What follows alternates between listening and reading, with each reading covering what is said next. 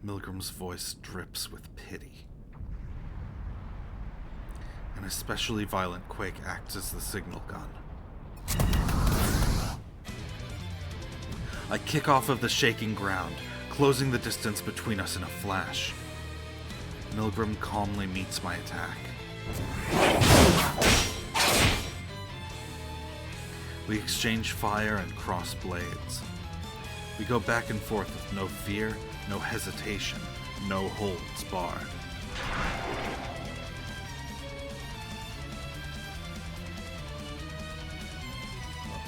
Hang on.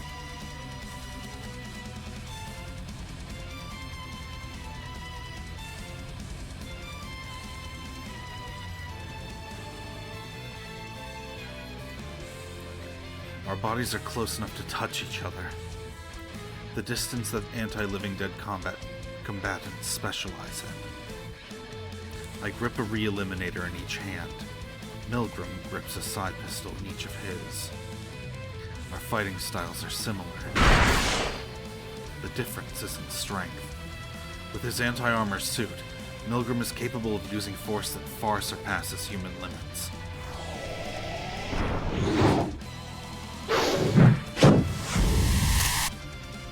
I dodge and parry his blades, weaving my way through gaps in his stance to counterattack.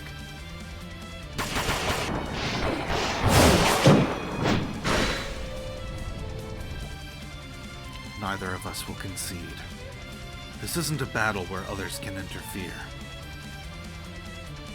Not bad. Wait.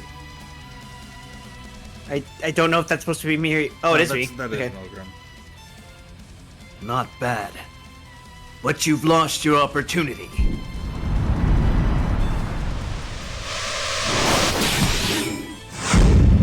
Milgram shifts up a gear. He moves even faster, leading me by the nose with his dancing side pistols. I can't keep up with him. Becoming a living dead has dulled my reactions. But there are some benefits that come with it. His imposing anti-armor suit affording him mighty power. His merciless fingertips with which he pierced my heart. Milgram is a terrifying opponent, and yet I feel no fear. Have I gained the confidence to overcome it? Or have I simply lost the ability to even feel fear? A flexible vein falls from the ceiling, smashing apart the live material floor. The deep red liquid flowing inside splashes everywhere. As Milgram avoids the debris, I rush towards him. Trusting in my X-Brain, I take advantage of the fact that I no longer need to worry about damage to my body and go for the riskiest option possible. I cut through the liquid and slice with my muzzle spike. When the spike stabs into Milgram's torso, I fire rapidly with my re-eliminator. His anti-armor suit cracks ever so slightly.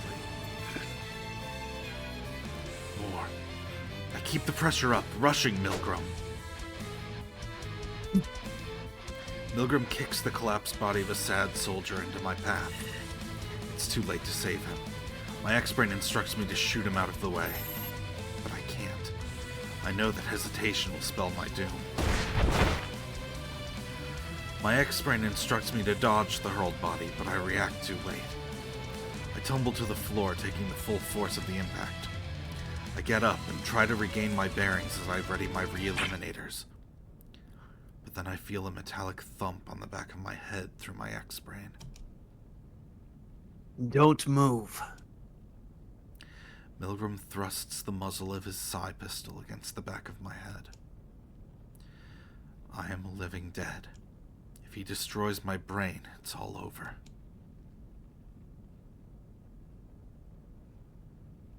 Son!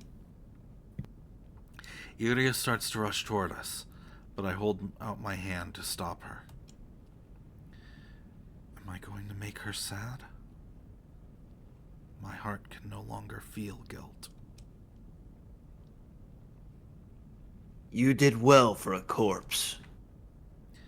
Milgram is like a messenger for the god of the dead. Out of respect for your father, Nagaoka Takeyuki, I shall grant you the eternal repose of death.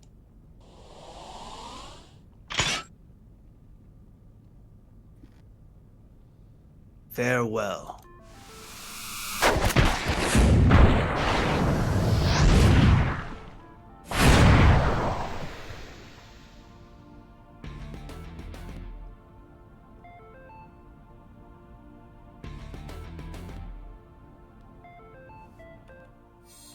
That's you, Oh. Wild. Yeah. I point a re-eliminator at my chest and pull the trigger. The armor-piercing bullet shoots straight through my already pierced heart, right at Milgram.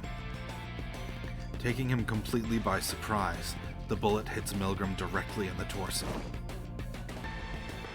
I won't get another chance. I unleash my close-quarters armed martial arts while he's still reeling.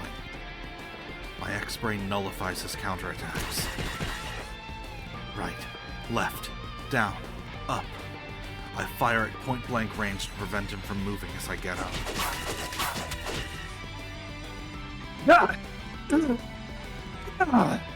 Shoot his hands, shoot his knees, shoot his elbows, shove his torso. Overwhelm him completely. Block off every route of escape. Don't pause for even a second. I don't care if the final fire of life in my heart burns out. The time for payback is now. Milgram collapses beneath my relentless assault. I load a bullet directly into the chamber of my re-eliminator. An action that's second nature to me. The printed bullet is a high-power explosive round, certain to destroy the brain if shot directly into the head.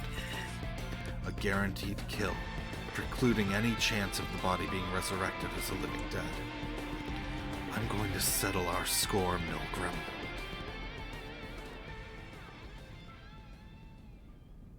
Well, are you going to shoot? Milgram's question blows against the dim flame of emotion still burning in my heart. He called this a performance at the beginning. Have I simply been playing into his hand? Did you have a death wish all along? I am a suicide wannabe. I desire nothing more than to welcome death. And that has been achieved with the Necropolis project. Is there any meaning in your death? Is that? Yeah, that is.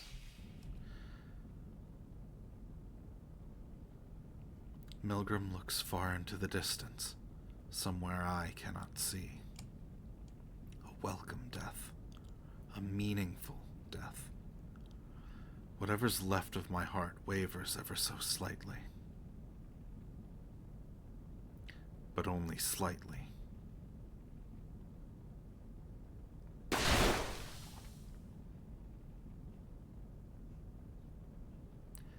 My job is to kill corpses. That was the meaning of my life.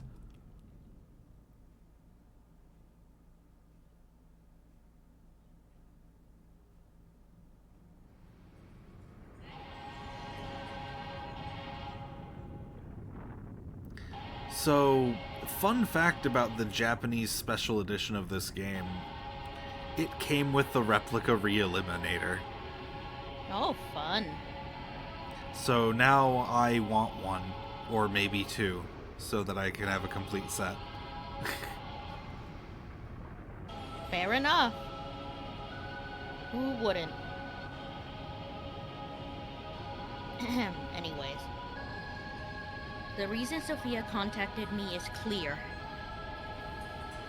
The park that I chase, that Sagittary asked to, is right in front of the Tokyo Institute of Infectious Diseases. In this situation, she'll take all the help she could get.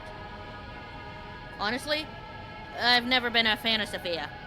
Whenever I see her dumb face projected on those great holograms, I think, wow, shady as fuck. In person, though, I guess she doesn't seem that bad. More importantly, this request seems like it's meant to protect people's lives. I'm already treading a thin line with Kiri. I can't do anything else that'll make her mad.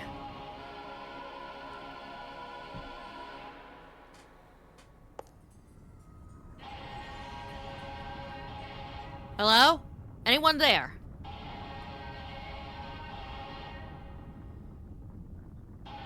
I head inside the Tokyo Institute of Infectious Diseases and shout into the darkness.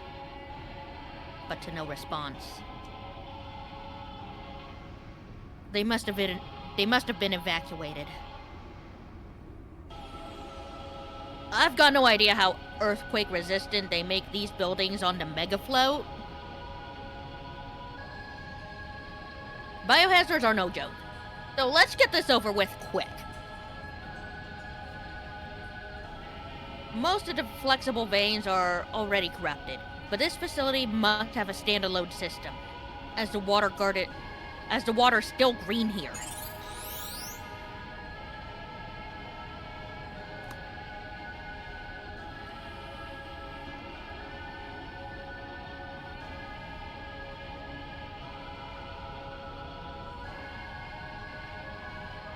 You okay, Crystal?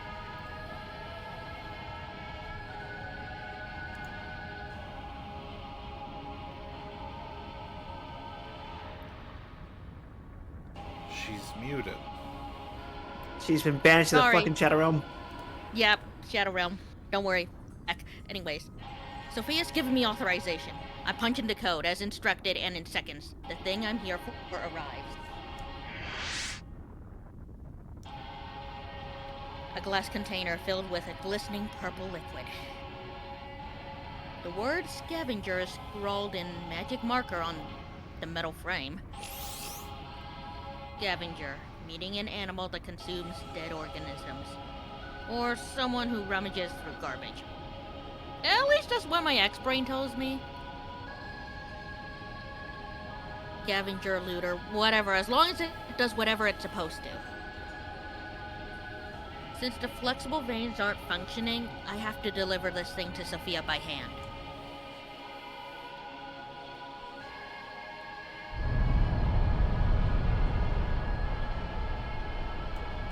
The city continues to collapse before my eyes.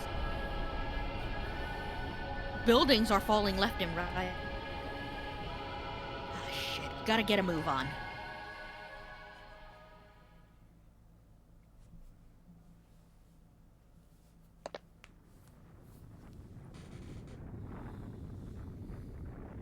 Well, I didn't expect this to be an easy delivery. Immediately after I return to the moving walkway, a giant figure leaps down from a building to the side. I recognize this guy. Hey, wait, didn't his head get blown clean off?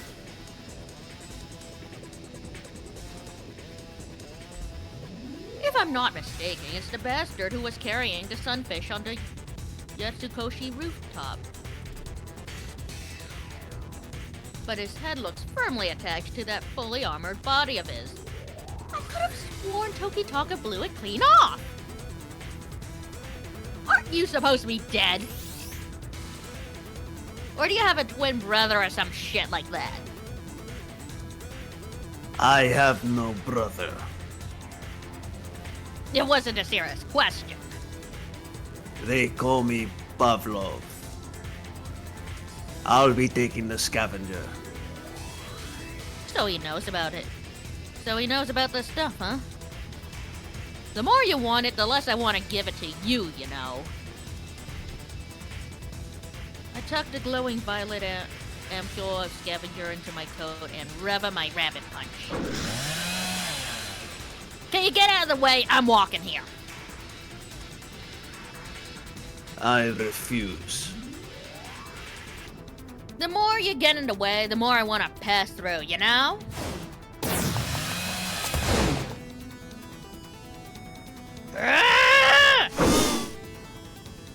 Rabbit Punch roars in delight as its ultra-hard polycrystalline diamond blade attacks.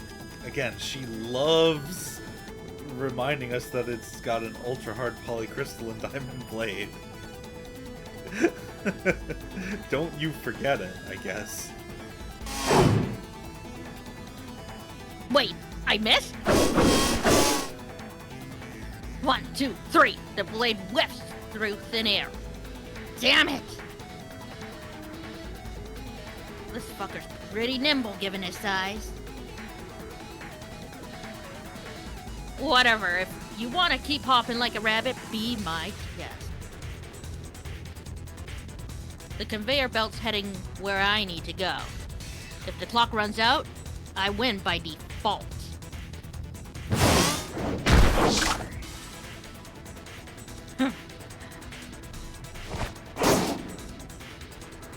Wait, what? A shiver runs down my spine. I instinctively leap backwards, narrowly dodging the wire shooting out of his arm. Do I smell something burning? Ah, shit, that wire is hot as hell! Just grazing my bulletproof coat was enough to burn through it. Huh?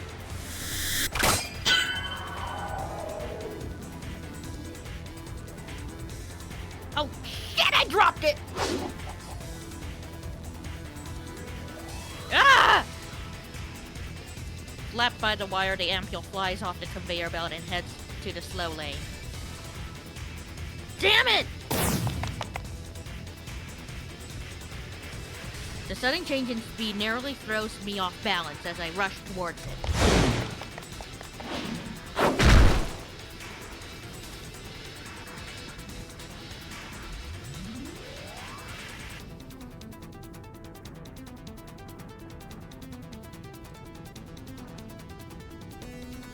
Pavlov's giant body blocks the way. He's wrapped his wire around an overhead flexible vein, affording him the momentum to head me off.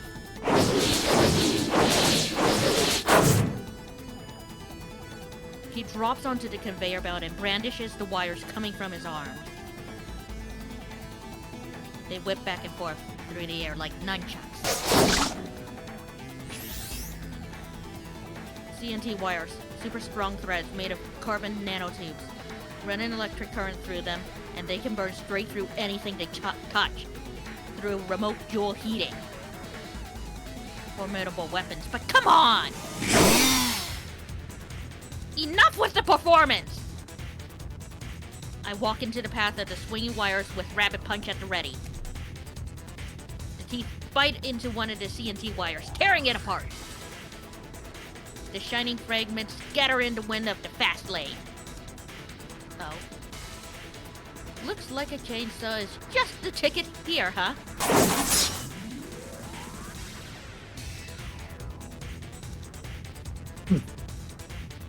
But Pavlov seems unperturbed. He aims his fingers not at me, but at the scavenger ampule laying on the conveyor belt. He doesn't want to steal it. He wants to destroy it. Stop! An alert rings out from behind me. Is someone up there listening? I turn around and see a mass of live material descending rapidly from above. We got some ruined dramatic tension redeemed. Oh, okay. Oh my god.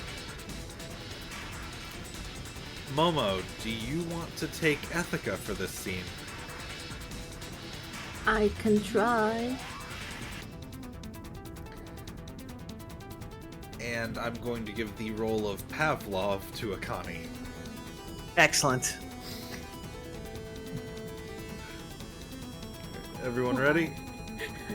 Ready as can be.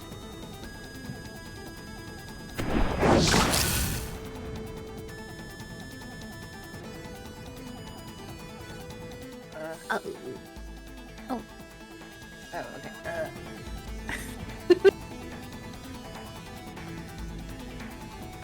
Pavlov escapes with the CNT wire on his right arm. Can't squander this opportunity.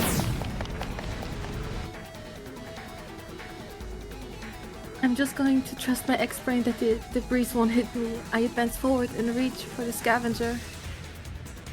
Just a bit more. Hey, cut that out! Stop getting in my way! Damn it!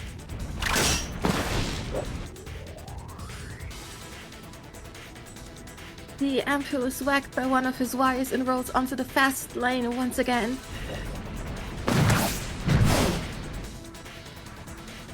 I leap over the lump of life material blocking the conveyor belt and chase after it.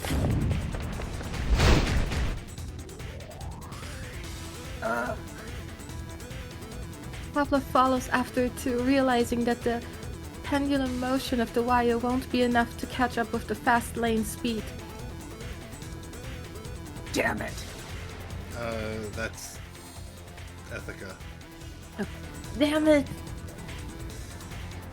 I click my tongue as I watch the ampule of scavenger continue on its way. I can't afford to focus all of my attention on the CNT wires chasing after me. The moving walkway has entered the heart of the city. Clusters of life material are falling left and right. Pavlov and I cross blades as we chase each other around. We dance back and forth, left and right as we avoid falling life material. I have to dodge both his wires and the debris crashing down all around, all while chasing after the ampule of scavenger. Fine by me, I always kicked ass attack. If the falling debris weren't enough, the different speed between lanes complicates things further. I'm not going to be able to keep up if I have to keep thinking about what to do next.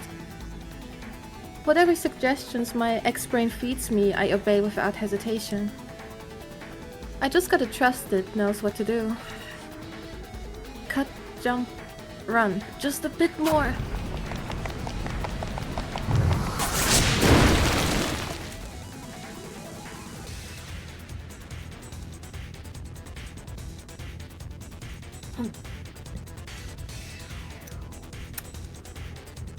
Pavlov cuts through a falling bridge and heads me off. A CNT wire comes from my neck. I cut the wire in two with my chainsaw.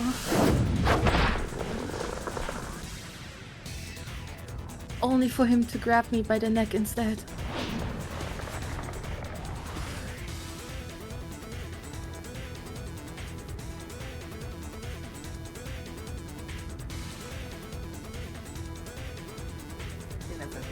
That's Ethica.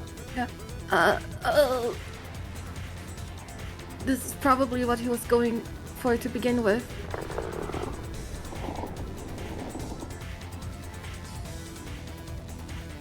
I desperately struggle, but Pavlov doesn't budge at all. My consciousness starts to fade.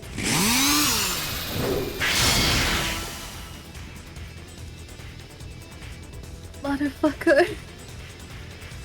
I managed to thrust rapid punch at him with my free right hand.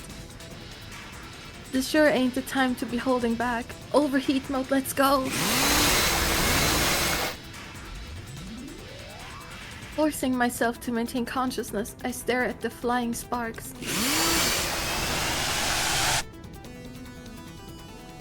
Did he replace the skull with metal parts? No, there's gotta be more to it than that. My chainsaw cuts off the top of his head. But what's inside isn't brains, just metal parts. So that's how he was able to survive Tokitaka's headshot. The blood oozing from the seams means he's probably not a complete android or anything, but I can't hold on any longer.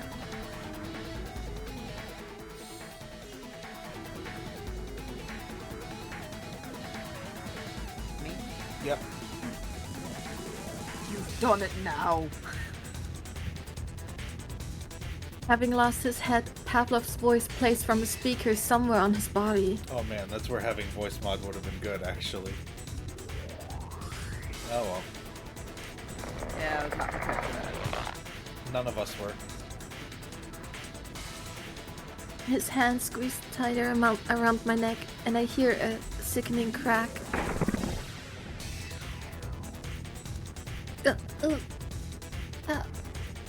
Oh. My consciousness fades. Overheat mode reaches its limit, unable to bear the resistance. Rapid Punch ultra hard polycrystalline diamond tooth chain snaps. I'm sorry, Kiri. I can't hold on. The end.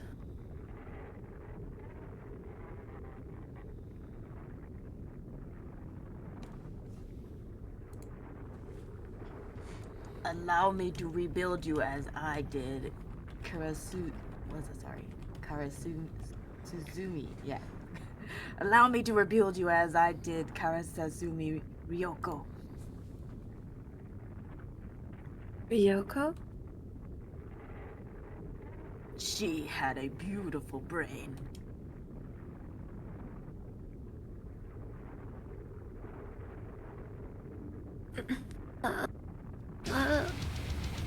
Fuck the hell off!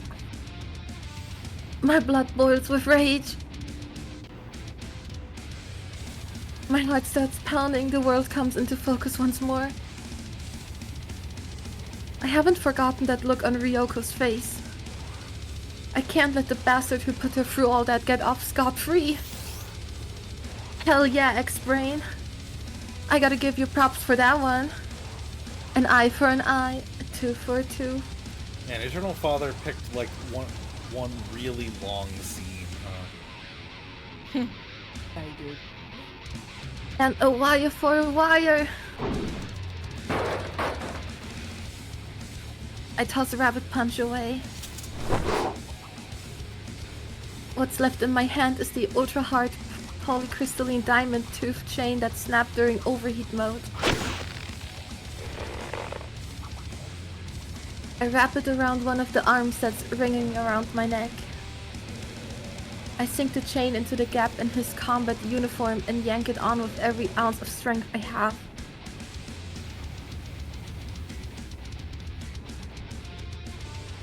I'm not expecting to actually sever his arm, just distracting him. Just distracting him is good enough.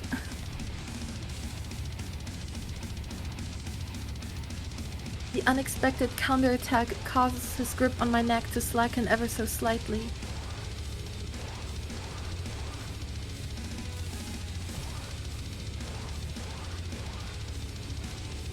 I don't let the chance pass me by.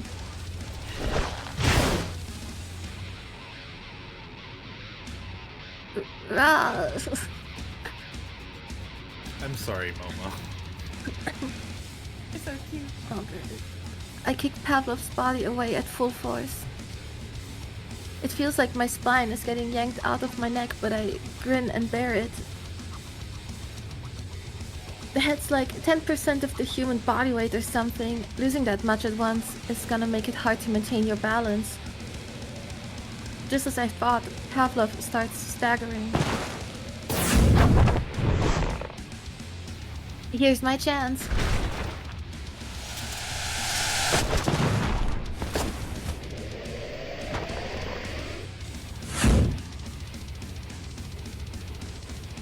It's mad, Ethica. Flex those muscles. So what if the footing's unstable? I don't give a micron of a fuck. I let my violent urges take control of my body and spin him around with all my strength. I use every muscle in my body to put Pavlov's body into a giant swing, even though he must be twice as big as me. He's like, is it lead? Lead, yeah. He's like a lead balloon at the start, but I make use of the difference in speed between the lanes to get his body into the air. It's like a piece of cake from there. Faster and faster, higher and higher. Off you go!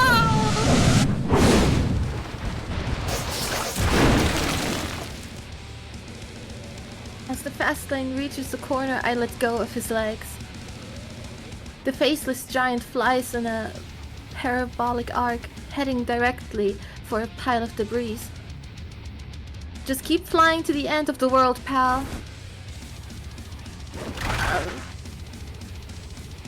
A blue bolt lashes out just before impact.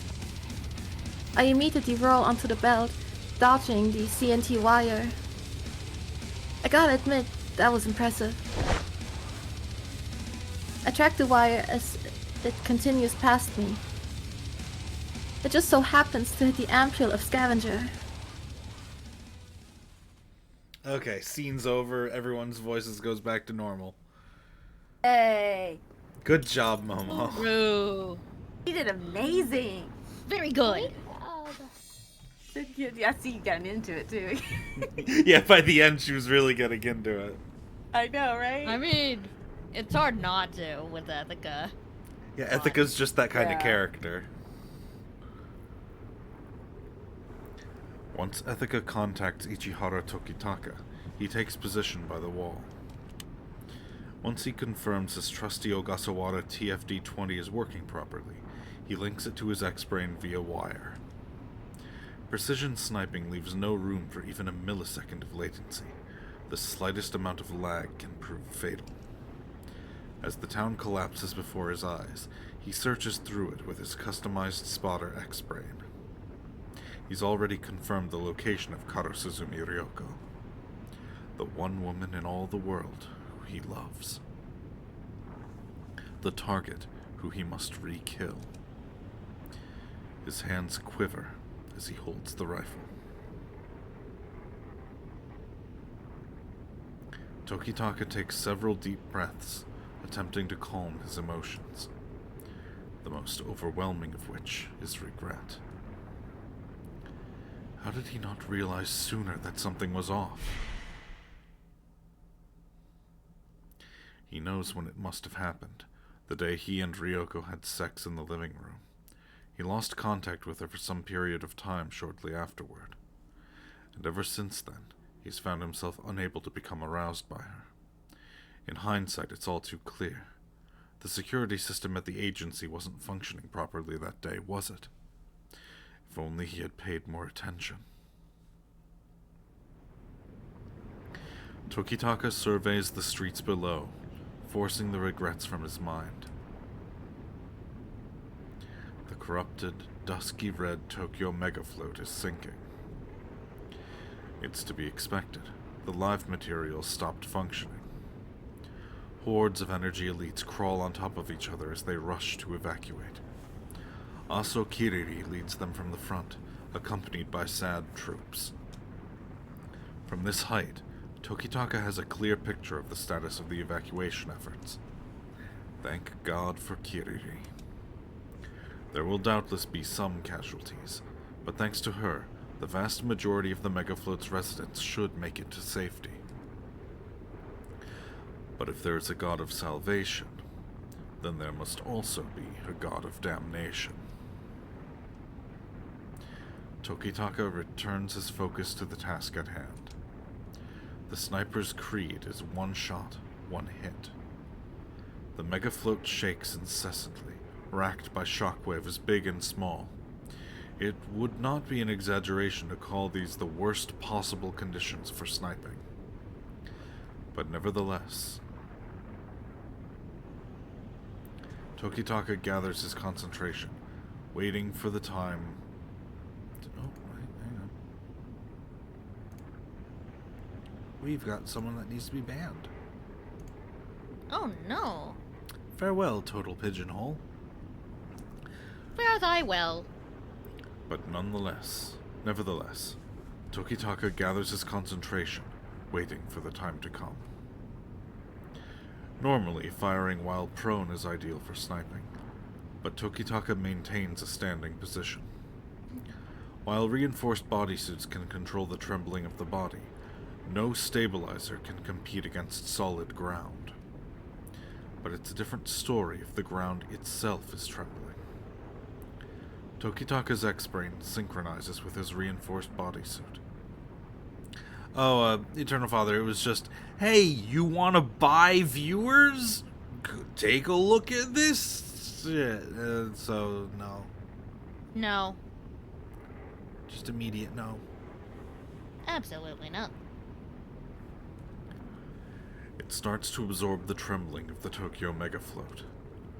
It'll take some time before it finishes reading the pattern of oscillation. Tokitaka thinks to himself. The oscillation is soft.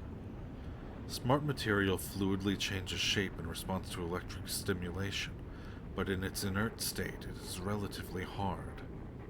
If a town made of metal were to sink, it wouldn't have an oscillation pattern like this. As a sniper, Tokitaka has fought against involuntary muscle spasms and irregular heartbeats time and time again. He can recognize their patterns. The oscillation pattern of the sinking town is almost like that of a living being. The spasms of a dying creature. As soon as the idea crosses Tokitaka's mind, his X-brain begins to make deductions based on that premise, smoothing out his stance.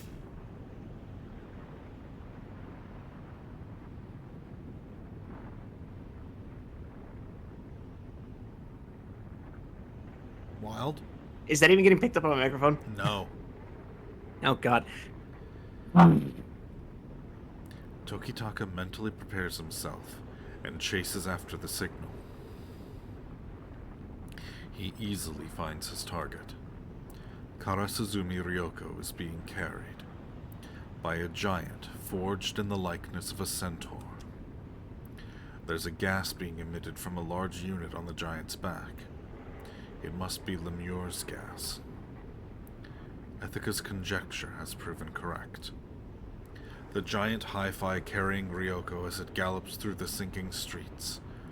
Tokitaka recognizes it for what it truly is. A cold wind blows through the window.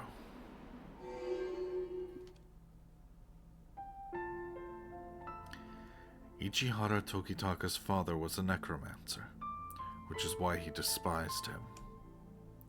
Defiling the dead to make money. Had he no shame? He swore he would never stoop to his father's level, even if it meant dying. It was not until his father was killed that Tokitaka learned just how much he had relied on him. A living dead stalker barged into their home and ended his father's life without so much as giving him a chance to defend himself. Tokitaka was orphaned and cast out onto the streets of Tokyo. Every day was a life and death struggle.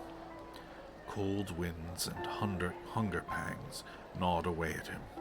Theft his only means of acquiring sustenance.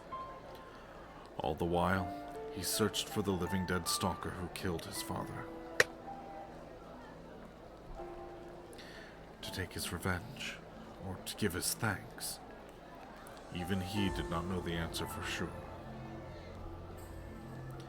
Tokitaka tirelessly sought after the man, driven by unclear emotions. Eventually, he found him. He was the boss of a living dead stalker agency. And he would change Tokitaka's life. He reduced the young Tokitaka to a pulp without hesitation, laughing all the while.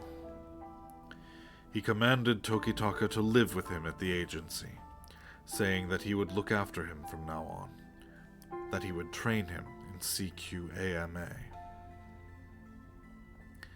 That man was Karasuzumi Ikatsu. Tokitaka couldn't understand him. He was the very incarnation of violence, a ruthless killer, his sworn enemy, and yet also his benefactor. Tokitaka feared him, hated him, envied him, aspired to be like him. Just what exactly was Karasuzumi Ikatsu? Tokitaka could not comprehend him. But what he could comprehend was the love and affection displayed by his wife, Ryoko.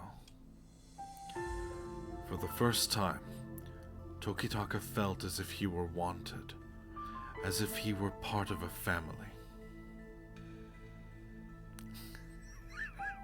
God damn it, Eternal Father. Close quarters, ask me anything. Just a different and quirky way of saying face-to-face argument.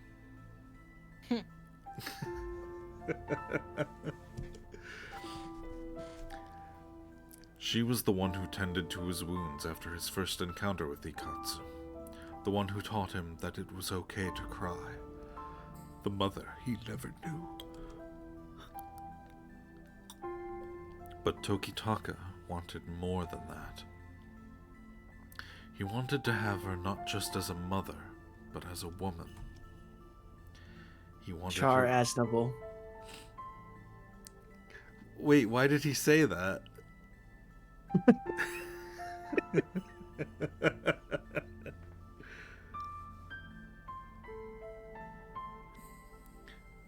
Wow, he's so mysterious. This is the most depressed man to have ever lived. Wait, why did he say that? That's just Char in his entirety. Over time. He wanted her to treat him not as a son, but as a man. Ryoko only had eyes for Karasuzumi Ikatsu, that insurmountable wall of a man. And yet, Tokitaka wanted to make her his. Tokitaka bowed his head to Karasuzumi Ikatsu, the man who killed his father.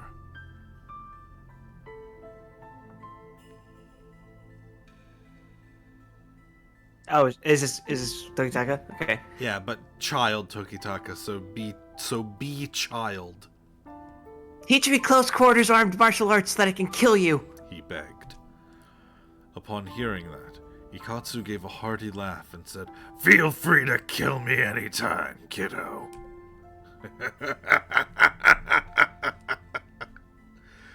That was the sort of man Karasuzumi Ikatsu was. He taught Tokitaka everything he knew, knowing full well that his pupil intended to kill him with these very skills.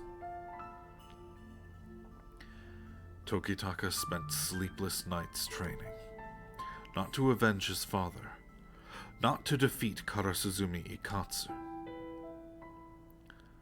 but to make Karasuzumi Ryoko see him as a man. However, Ikatsu died before he could accomplish that goal. Milgram killed him. After Ikatsu's death, Ryoko continued to take care of her family, as if nothing had happened. She acted as if she had gotten over Ikatsu's death. But Tokitaka knew. Ryoko was bewitched by a dead man, possessed by the ghost of her late husband. Tokitaka would never surpass Karasuzumi Ikatsu. After all, you cannot kill the dead. He accepted that, or at least convinced himself that he had. But now, Ikatsu has returned, as a quadrupedal hi-fi living dead. Tokitaka aims his rifle at the back of what used to be Karasuzumi Ikatsu. On his back is a data source that will greatly increase sniping accuracy, a wall-penetrating thermal imaging device that Ethica planted earlier. Tokitaka became a sniper for one very simple reason. He would not be able to defeat Ikatsu with his own techniques.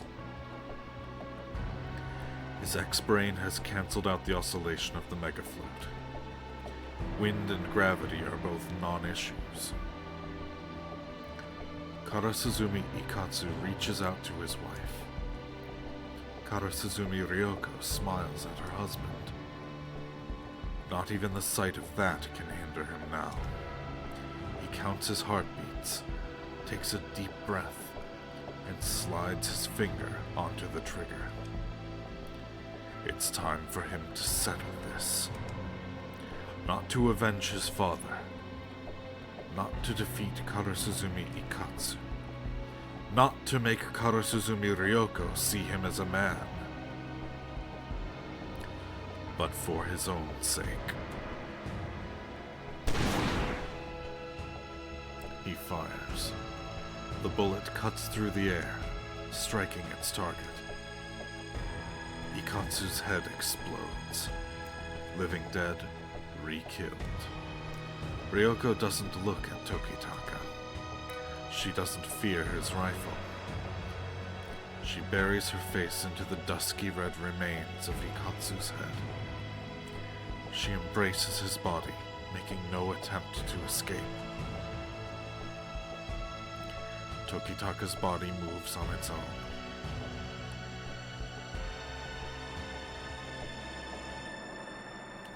Ryoko, if you would. Please, kill me. That was Ryoko's final order.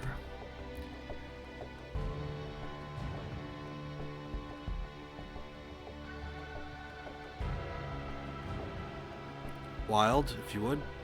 Alright. And Ryoko's orders are absolute. Kill the dead. If the woman you love is dead, then kill her too. If it's for the woman he loves, he would even kill his own heart.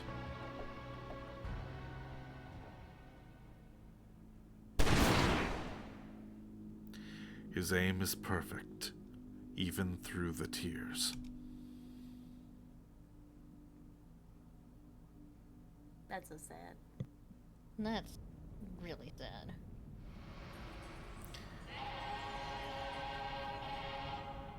I'm really, really glad I have you guys along for the ride. Milgram's headless body lies on the floor. So ends the necromancer who killed me. The debt has been repaid. I return my re-eliminator to its holster and turn around. No way! Iria trembles. Her usual smile is nowhere to be found. My heart hurts, even if it's just an empty hole. So, why? I defeated Milgram by shooting a hole through my own chest. A feat that should be impossible for any normal human. I have to tell her the truth. I'm sorry, Iria. I didn't think I'd have to tell you like this. I wanted to sit down and talk to you about it. Hey! I lose my chance to tell her the truth. Y'all okay? Iria's okay.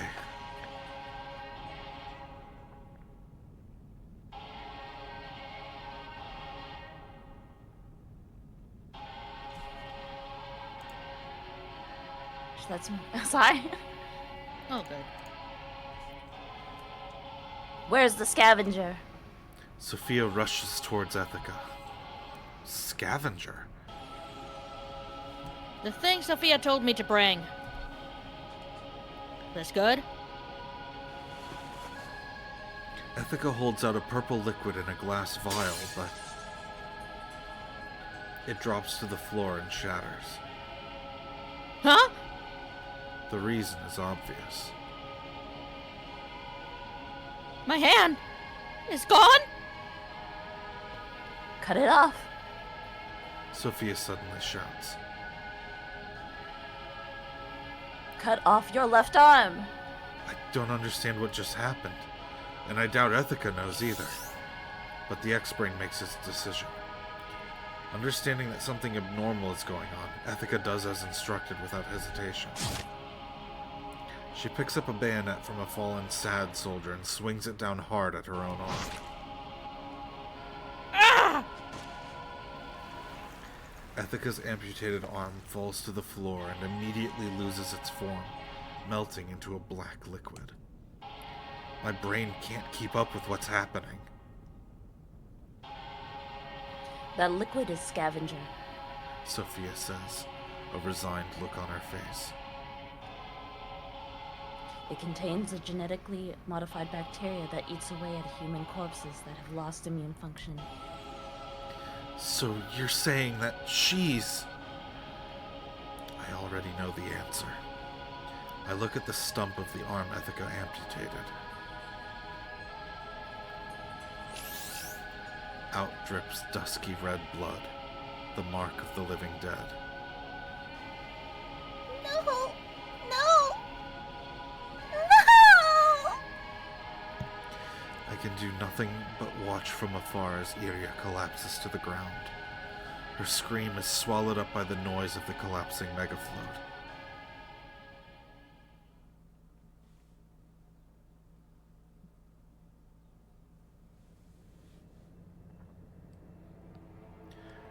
There were two obstacles to the military police taking complete control of Tokyo. The first was Empire Energy Corp. Headquartered in the Tokyo Megafloat, they were the sole corporation to successfully draw out geothermal energy from the central hot zone, gaining a monopoly on Tokyo's energy supply. With all of Japan enveloped in an intense cold, preventing the intercity transport of goods, EEC's services were necessary to maintain a modern standard of living.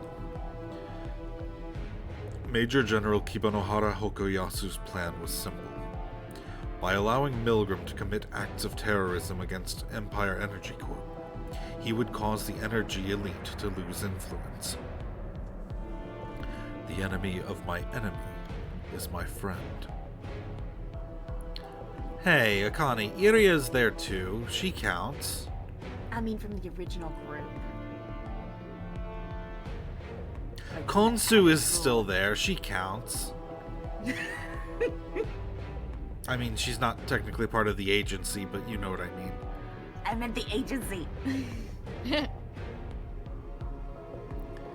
One obstacle remained, however.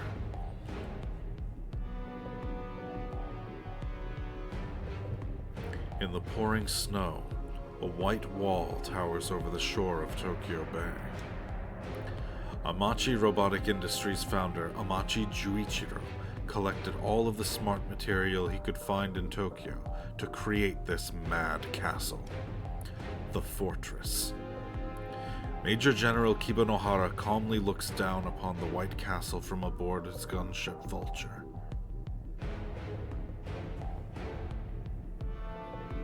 They're continuing to warn us. Doesn't matter. Fire. They need to learn to respect the military police. Captain Nagisa yields. The Major General's orders are relayed to the ground.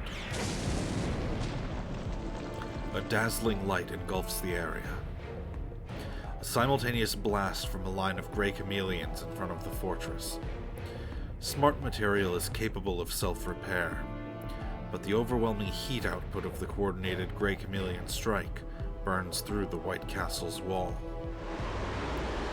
The gunship advances through the hole before it has the chance to repair itself. The gray chameleons cannot advance past the self-repairing wall, but they can wait outside for the order to charge.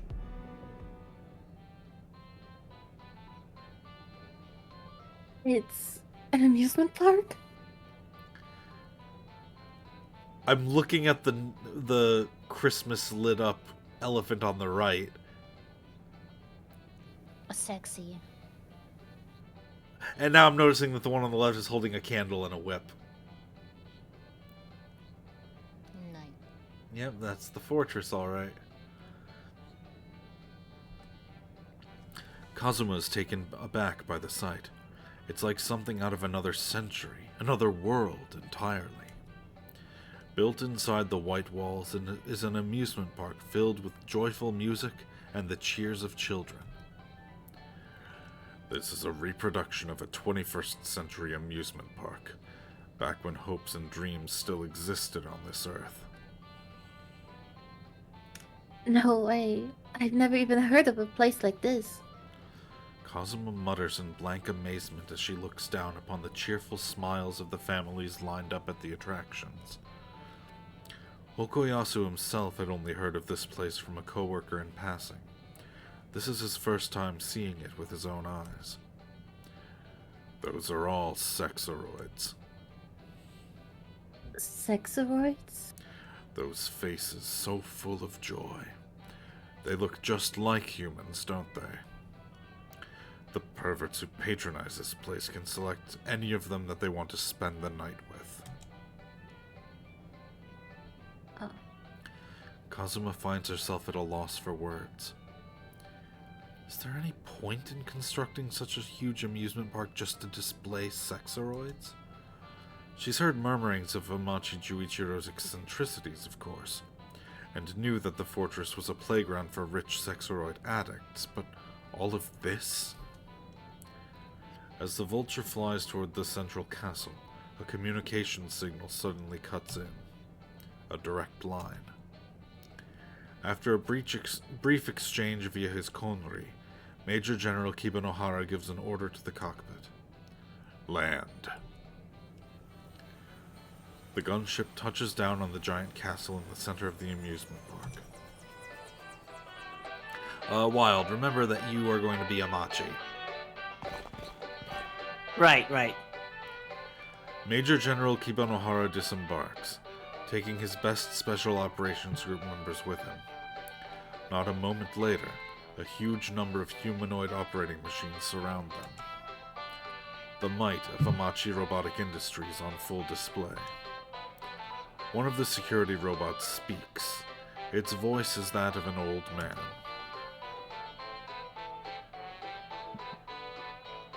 I don't recall giving you an invitation, Major General Kibanohara. What business do you have here exactly? The displeased voice belongs to none other than Amachi Juichiro himself, an authority on the development and marketing of humanoid military robots, a living legend among entrepreneurs, and above all else, the proprietor of the fortress. We have an arrest warrant for you. You are under suspicion of the kidnapping and murder of the Vice Governor, as well as human trafficking.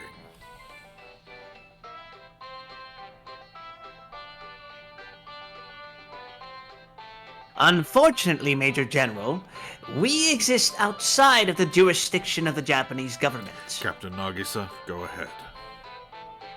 Yes, sir. The Major General ignores Juichiro and sends in Captain Nagisa. Are you looking for trouble then? And if we are? My. I didn't think you were quite this foolish. The humanoid operating machine acting as a stand-in for Amachi raises its hand up high.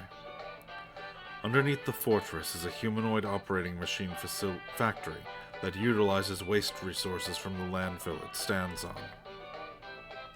The military police have no chance of winning in a battle of sheer resources. However...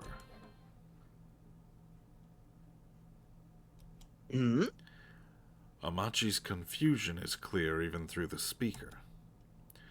Even the fortress relies on geothermal energy supplied by the Empire Energy Corp.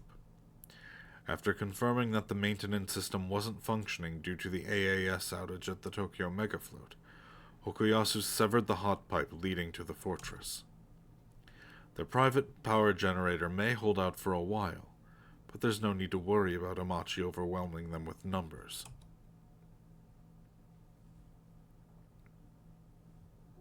I see you've come prepared.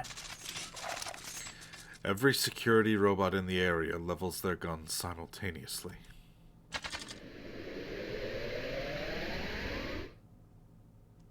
The Major General dons his X-Brain.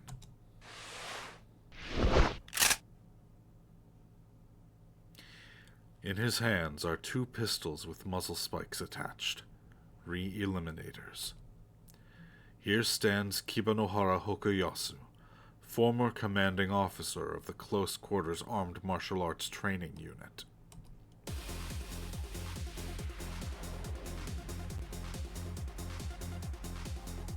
Eliminate him. Hokuyasu reacts swiftly.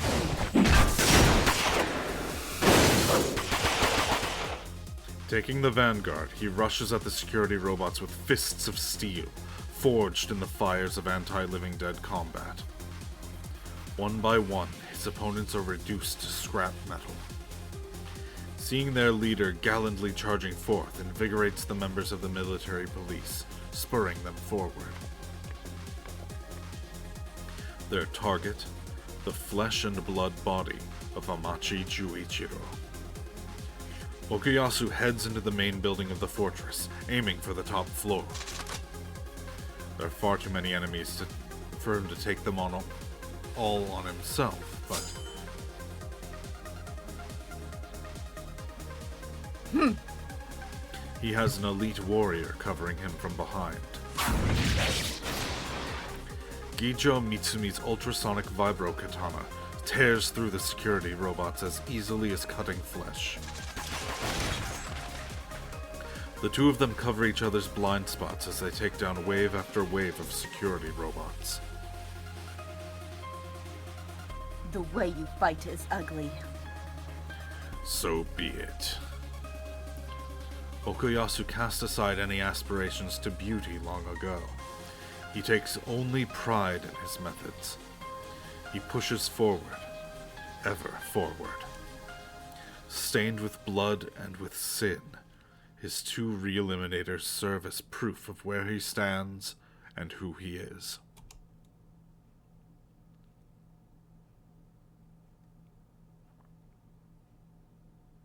Is that still me?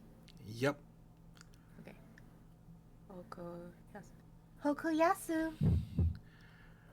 The world itself distorts. Kibanohara Hokuyasu's sin, Aso Yukari, stands before him. No, it cannot possibly be Aso Yukari. After all, she's already dead, gone from this world. Hokuyasu clenches his teeth. This is an illusion, a phantom of the past, a vision of regret. The curse that binds Kibanohara Hokuyasu, which is why he has to shoot. He has to destroy. He has to say goodbye.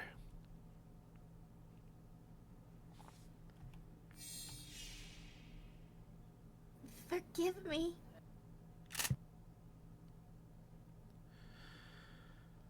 But Hokuyasu cannot go through with it. Forgive me. Those words reopen an old, old wound. His dead daughter. What did he want to accomplish by resurrecting her? Ostensibly, it was because she was a top-class living dead stalker. She was valuable. That's what he told himself. But perhaps... Hokuyasu reacts to his ex-brain's alert just a fraction of a second too late. Hesitation is fatal. His leg is pierced through his bulletproof coat, tearing a tendon and hindering his movement. Bullets rush at him in quick succession.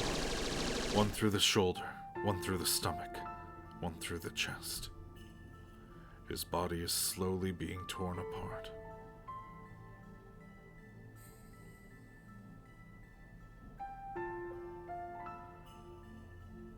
Captain Nagisa?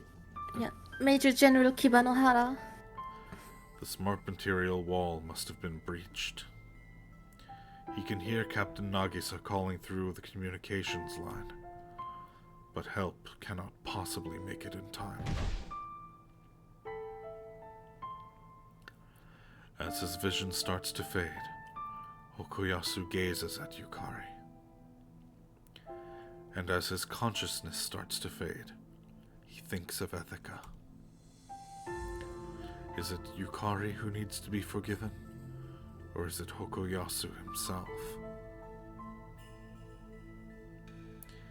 In any case, the opportunity for redemption has been lost.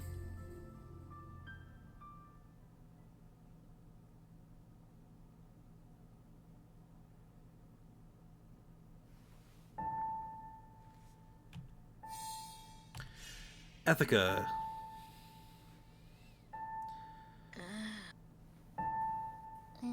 Okay, it's hard. Oh no, it's not me. It's hard. Yeah, it's Ethica, not Eva. Yeah.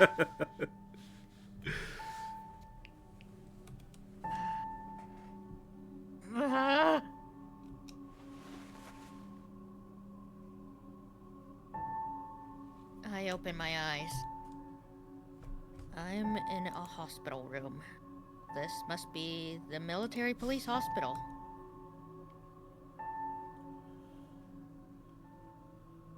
You're up. Yeah, one way or another. Though honestly, some part of me was hoping I'd never wake up again. Savor the fact that you can sleep still. Or still sleep. What do you... Living dead don't sleep. Right. So I have enough human consciousness left in me to require sleep. I'm still alive. I glance at the clock. It's the day after the operation. 3 days since the Tokyo Megafloat sank. How's your left arm? Missing. All good! Crazy how easily they put it back on. Didn't it literally melt it into melts. a black sludge? Yeah. What do you mean, put it back on? They put the sludge back onto the arm and it just reformed into an arm, I guess. Oh, wait. Remember they talked about how the military police keeps extra body parts and stuff for valuable... Yeah, exactly. So they probably actually had a spare left arm. Oh, that's so creepy to think about. Cringe.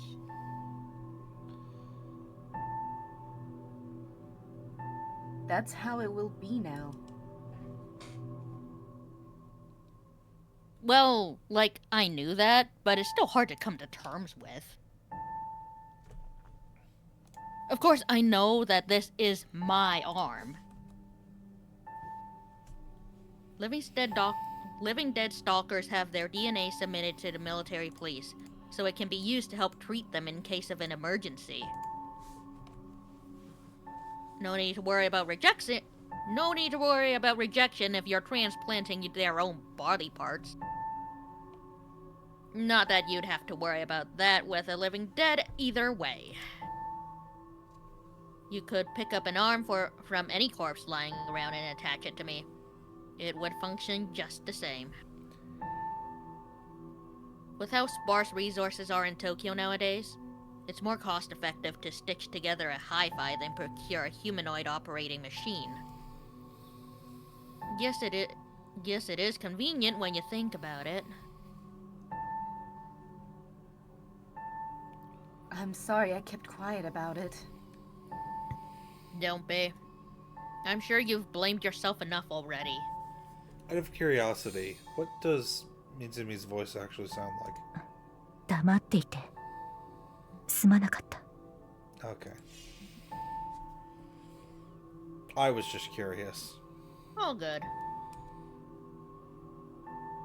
If only I got there sooner. Stuff like that. Again, I'm sorry. My life is my responsibility. You don't need to apologize. Besides, I'm still alive, right? Ethica, that is a very complicated question. Mitsumin falls silent. On the day the Tokyo Megafloat sank, a scavenger bullet ate my left arm. I had been thinking that I felt a little off, but that's when I first realized that I was a living dead. Like, it's not exactly the first thing you think of. But more shocking than that was the fact that the old man was my master. I realized it right after my left arm was eaten. It wasn't just my usual intuition. On some deep level, I suddenly knew that he was dead. I checked later and found out that, sure enough, Kibanohara Hokoyasu died in a gunfight inside the fortress right around that time. There's a bond of sorts between a living dead and the necromancer who created them. One that science can't explain. The fact that I could sense that means that I'm now effectively on a timer.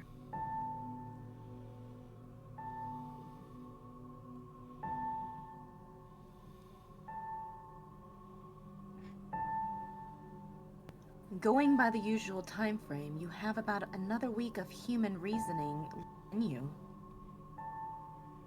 Huh? Not a question. Huh. I kept my tone indifferent. And what happens after that week? If you have a necromancer, they can fill the gap left by your reasoning. But without one, a living dead will be left with nothing to support them. And a living dead with nothing to support them means... a ghoul, more or less. They overcome destruction impulses driven by instinct. Huh.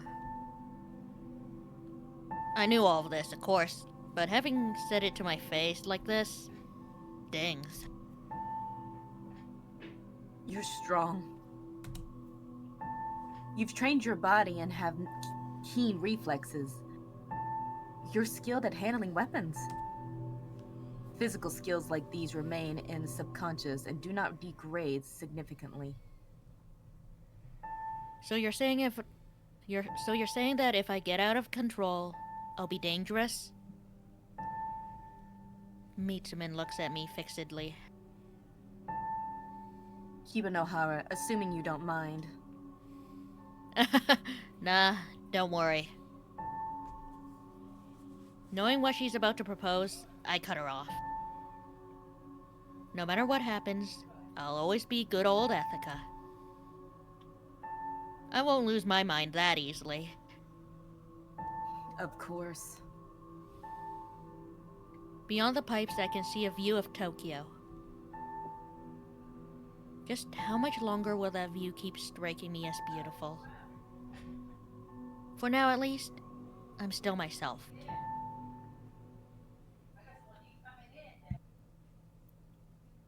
Today's stream is only halfway over, and it feels like a lot more as time has passed.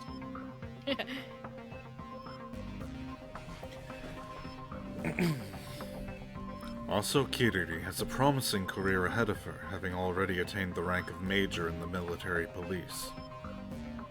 While Major General Kibanohara Hokoyasu was her foster father, she reached her current position without relying on his influence. Even after Major General Kibanohara's death in the line of duty threw the organization into disarray, Kiriri continued to perform her duties tirelessly, helping to restore order. Her abilities are not in question. As such, she has been entrusted with the task of meeting and negotiating with Sophia Kawarazaki. Oh no, Eva! If Kiriri has to talk to Sophia, that's Eva talking to Eva. I will try my best. Okay, you've made your decision. That was me extending like a rope for you to pass one of them to someone else for this scene. I've played Yakuza. Oh my god. You know what? Fair. Sophia has moved her operations to Tokyo in the wake of the disaster at the Megafloat. However, gaining an audience with her does not prove easy.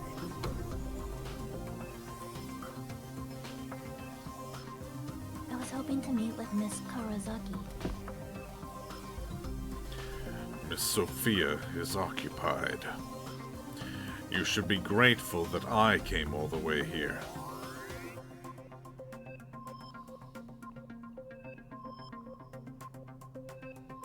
How do you say the first word? Traipsing. Traipsing, thank you.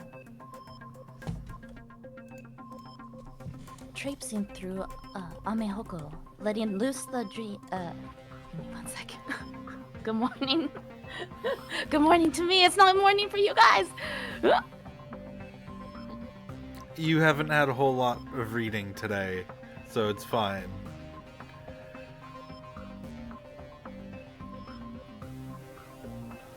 You got this, Traipsing Eva. through...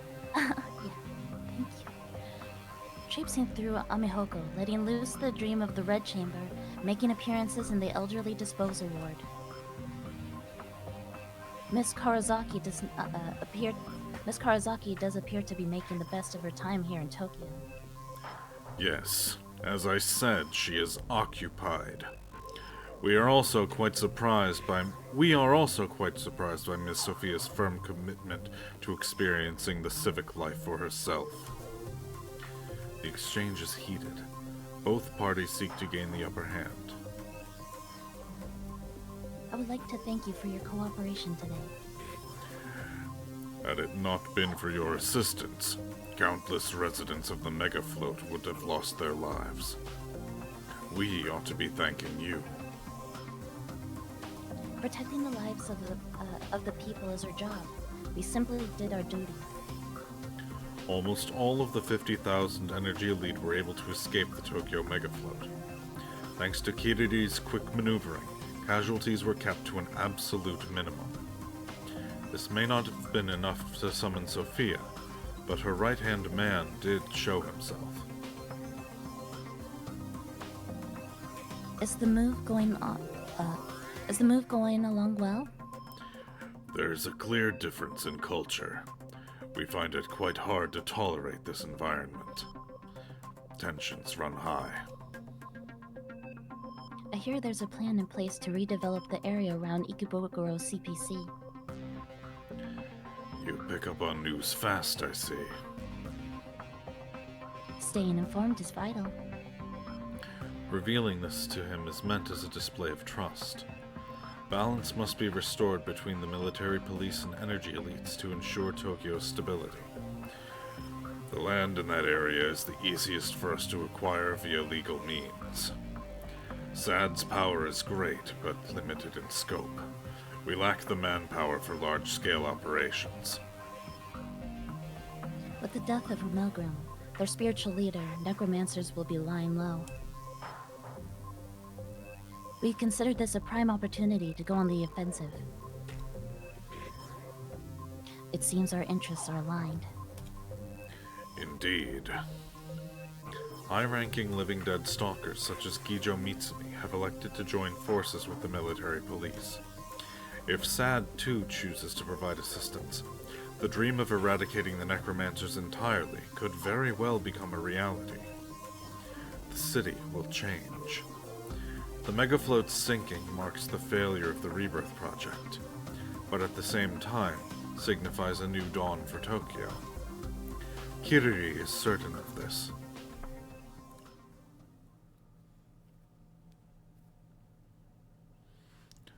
Miss Sophia has changed. As their conversation approaches its end, Kagekatsu suddenly utters this. The Tokyo Rebirth Project was her very reason for being. And yet, she seems more vibrant now. I'm not surprised. The advancement of mankind was too heavy of a burden for her to carry alone. Indeed. An individual is limited in what they can do. Do not overexert yourself, Major Aso. We need people like you to rebuild Tokyo. Kiriri is taken aback by Yamanuma's sudden display of consideration. It feels as if, for the first time, he treats her as an equal. There's one more thing I must tell you before I leave. Keep a wary watch over Tokyo Bay, and do not disturb the megafloat slumbering in its depths. The mega float? A network of mesh jammer buoys was installed to block transmissions from the sunken megafloat. Supposedly, the intent is to prevent confidential information from leaking out of the megafloat. But could there be another reason? Before Kiriri can ask him what he means, Yamanuma exits the room. She hurriedly bows to her head. Thank you for all your cooperation. The sound of his footsteps grows distant, and she raises her head. Kiriri lets out a breath. She's overcome yet another obstacle. Ah! Hmm? Kiriri turns in the direction of the voice. However, there's no one to be seen. Ethica? No, she knows she's there. It's like... So it's Okay. like, Ethica. Ethica. Kiriri would never mistake Ethica's voice. She did plan to visit her room later, but perhaps it's best she not. Ethica's refusal to approach was her way of showing consideration. Kiriri has plenty of experience with the living dead. She knows exactly how foolish it would be to continue involving herself with someone who has been on the receiving end of necromancy. The correct course of action is to respect Ethica's wishes. Her work piles ever higher. There's no time to rest. But it's several minutes before Kiriri can compose herself.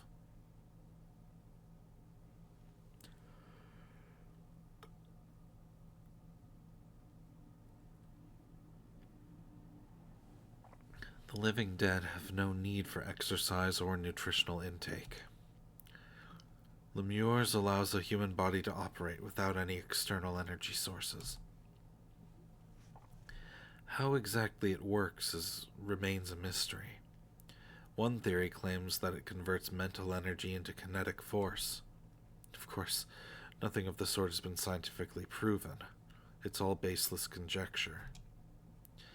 But the fact remains that my body continues to function, even though I am already dead.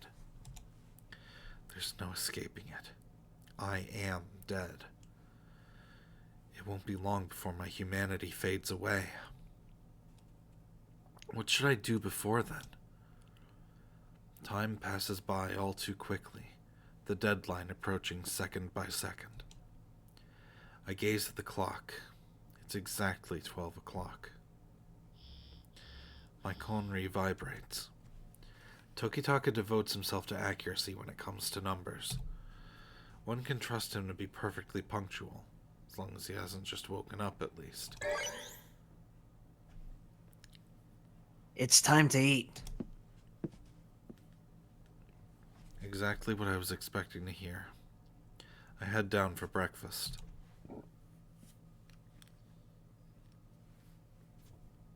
We're having boiled fish today. How does it taste? Weird.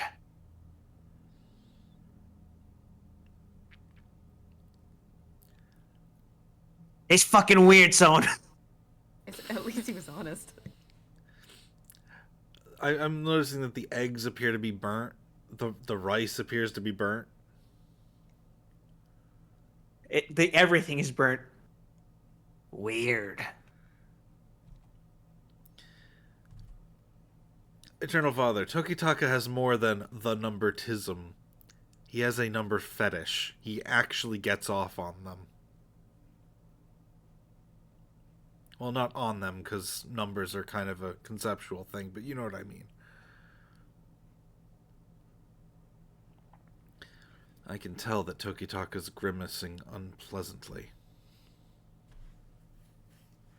The recipe should have been perfect. We're using synthetic fish, so it's not like they're out of season. And I calculated the necessary amounts for the rest of the ingredients by analyzing footage. The margin of error is 0.01%. A number that low should be negligible.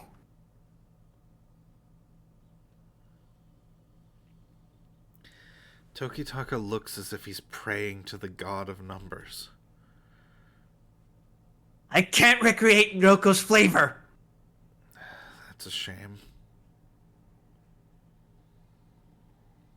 It's more than just a shame. Just what is the secret to that flavor? Don't tell me there's something more to it than just numbers. Like, love? Does cooking require that most unquantifiable... Does cooking require that most unquantifiable of factors? It can't be! I refuse to believe it! There's nothing in this world numbers can't... It'll get cold if we don't eat it soon. Where's Iria? In her room. Roger that. This is standard operating procedure for Tokitaka. He'll be fine on his own. I start climbing up the staircase to go call for Iria. Son. Tokitaka calls out to me. I turn back around. Do you know what the red string of fate is? I've heard of it. They say there's no way of severing that string. Even if the two people are separated by death. I'm counting on you.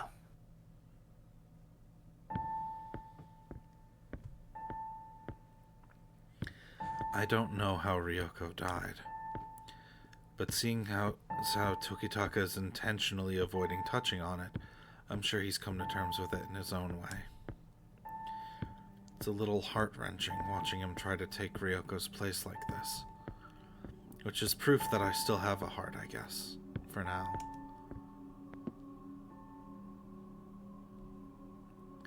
As soon as I reach her room, I freeze up. Am I nervous? But I'm already dead. My emotions shouldn't waver this much. Iria?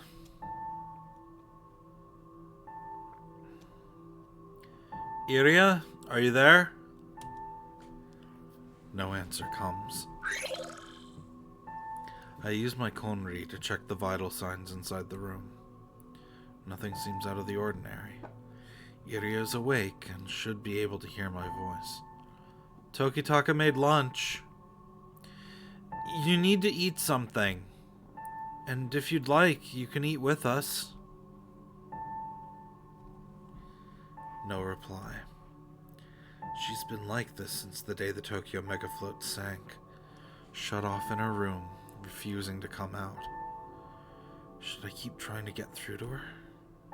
Or will that only make things worse? Iria!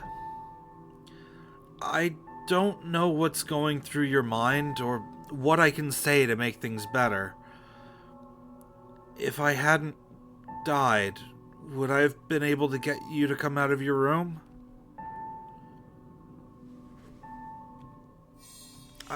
I don't know. I'm sorry. I'm not sure what I was trying to say. Her vitals fluctuate. It feels like I'm invading her privacy. I shut off the hologram. I'll keep it simple. I don't have much to say. I just want to spend what time I have left with you. Something hits the wall with a thud. A sign of rejection. Even I can tell that much. Did I approach this the wrong way? No other words come to mind. And so, unable to say anything else, I walk away. It hurts a little, honestly. But I know the pain will soon fade away. There's still some traces of life left in me.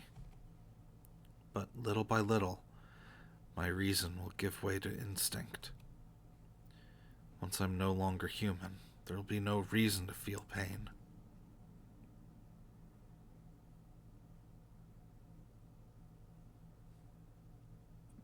Didn't work? No. Ethica hasn't returned from the hospital yet. It'll be lunch with just the two of us again from the looks of it. Hey, Tokitaka? What is it? When I completely lose my humanity, I'll re-kill you.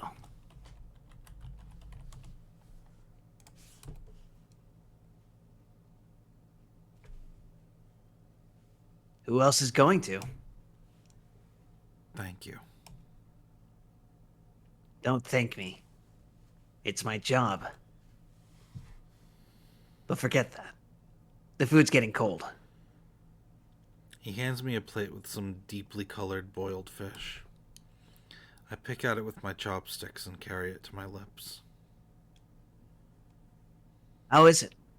Does it taste like Ryoko's cooking? Unfortunately, my sense of taste doesn't seem to function anymore. Right. Tokitaka nods. I grow closer to death with every passing minute. There's no stopping it.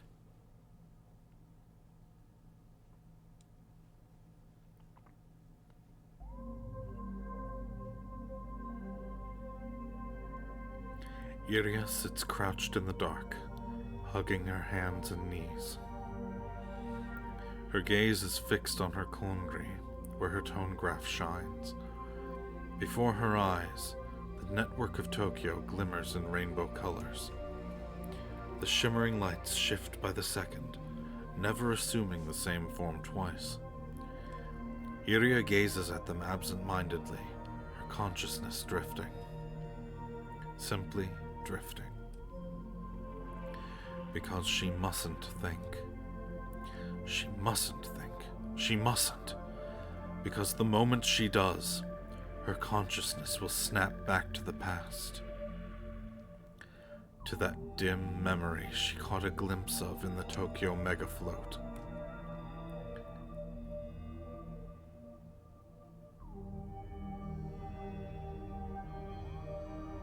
Me? Yep. This all started because of her. Had she remained in that cage, no one would have been hurt. No one would have had to suffer. But she didn't. She escaped, seeking freedom. That set it all in motion. Tang Yunshan captured her. Soun rescued her. Karasuzumi took her in. She found people she could call family. Their time together was precious. And then, they died. Ryoko, Ethica, and Soun. They all died.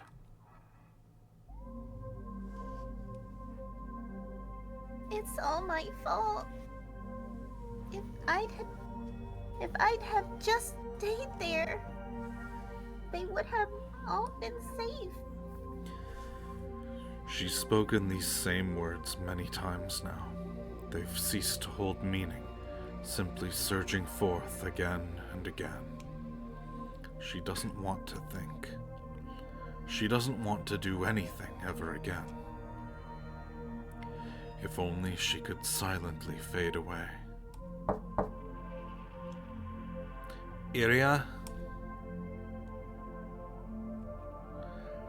Iria's breath catches in her throat.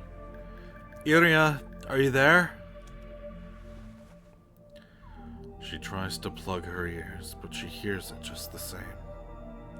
Tokitaka made lunch. You need to eat something. And if you'd like, you can eat with us. She doesn't want to imagine it. The idea of that joy is just too much to bear. Hearing this voice makes her want to wish for more. To wish that their days together will continue forever. Iria, I don't know what's going through your mind or what I can say to make things better. If I hadn't died, would I have been able to get you to come out of your room? I don't know. I'm sorry. I'm not sure what I was trying to say.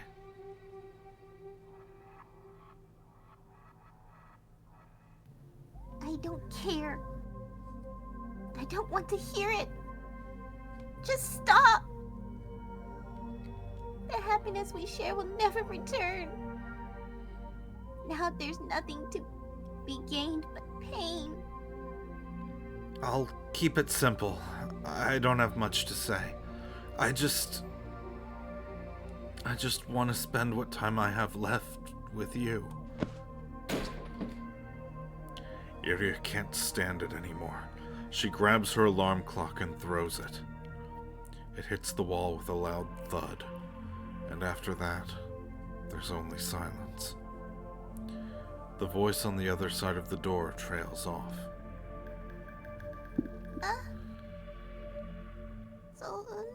Iria whispers with trembling lips. She calls out to him, but he doesn't answer.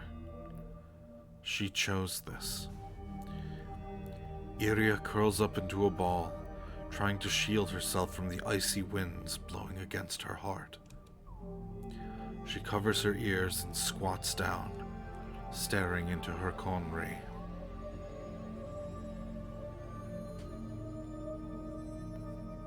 I don't need anything. Not anymore. Just let time pass me by.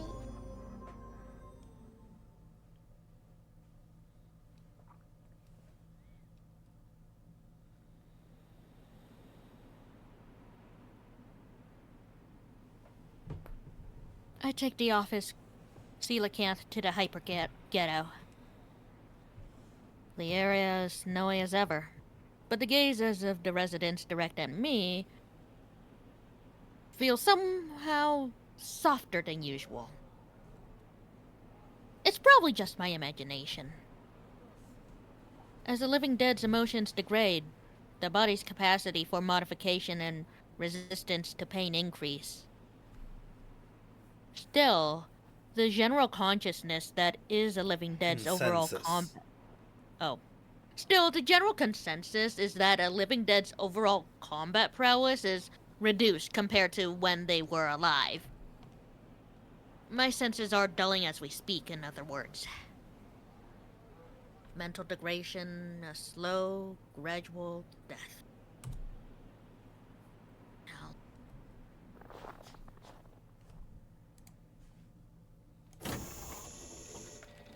Yo.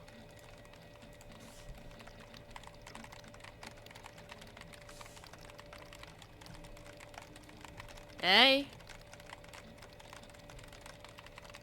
I call out to her several times, but Sue keeps banging away at her on her keyboard. I walk up behind her and... You little... I'm about to call her a horny masochist like always, but abandon the idea. As Sue types away, a storm of letters surges from the CRT monitors piled up in front of her desk. It's too fast for me to make out everything, but I do catch a few words. Brain, living dead, emotions, degradation, reduction, statistics, countermeasure, inhibition. I figured as much.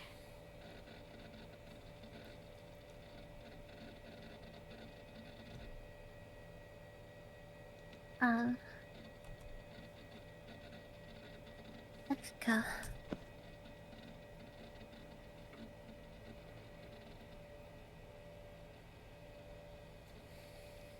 Her hand moves to switch off the monitors, but I catch her wrist.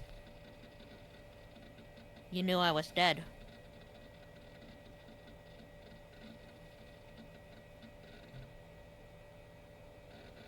I had a feeling she did, given how strange she'd been acting recently.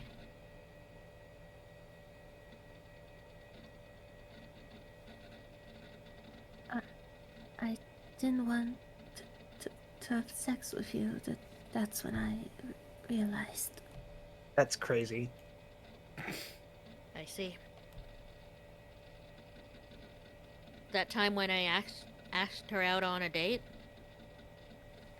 we were getting in the mood, but then she suddenly called it off. The idea of sexual intercourse with a living dead fills humans with a sense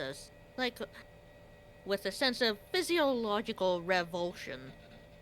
It's a sensation science can't quite explain.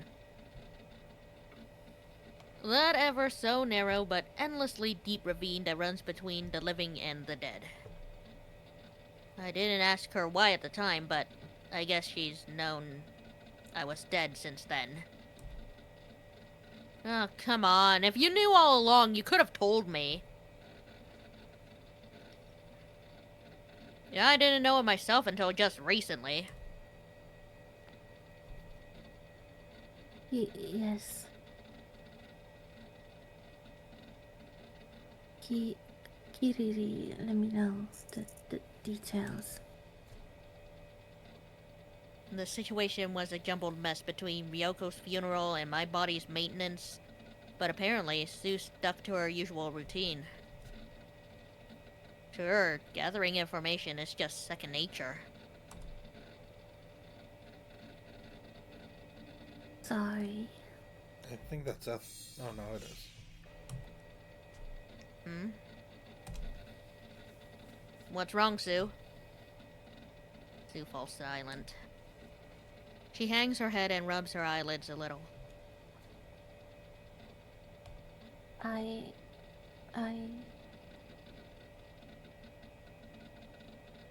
I've been looking.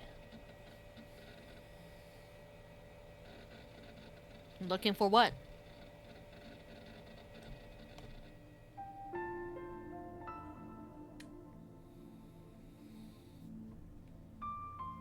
Countless images of living dead fill the monitors. They all have 5-centimeter long needles thrust into their heads and are connected with cords to a brainwave monitoring device.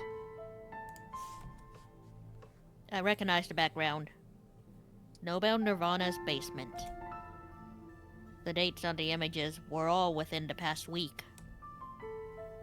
God only knows how many experiments Sue performed over the past few days.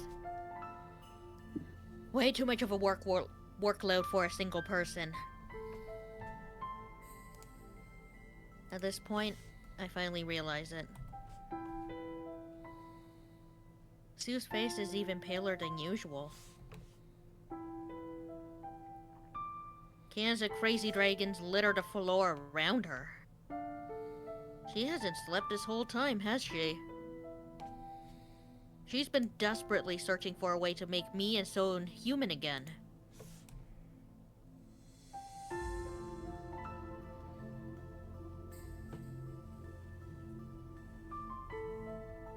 Oh, definitely. Definitely, for sure. Find a way to put your emotions and Soul's emotions back the way they were. So... Thanks, Sue. Telling her to rest probably wouldn't accomplish anything. She'll keep doing this until she passes out. I get the feeling that if she doesn't go that far to save us, she'll never be able to forgive herself.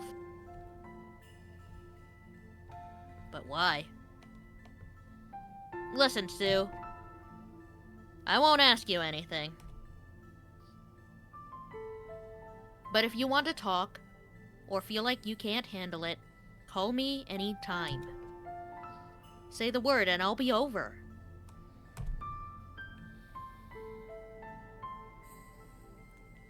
Yeah. Thank you. Great. If I were still alive, I wouldn't act all solemn.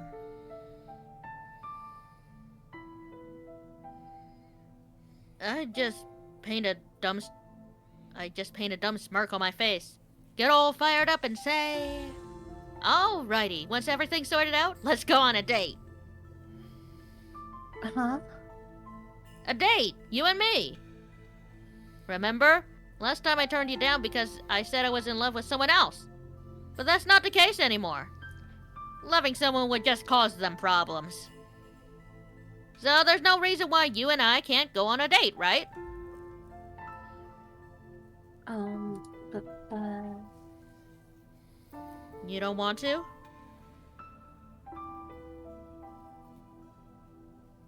I'll consider it.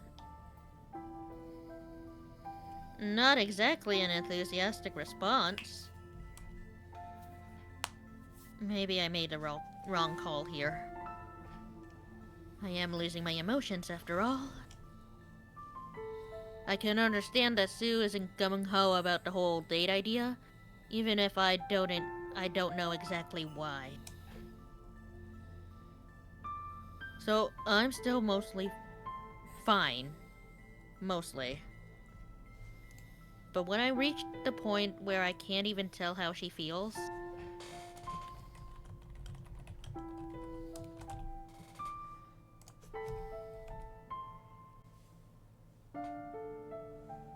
Ethica?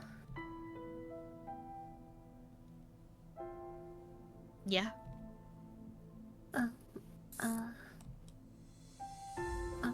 Are you busy today? No plans other than coming here. But could you please stay here a while longer? You bet. Don't need to ask me twice. Sue is at my side. That alone makes me happy. It brings me joy.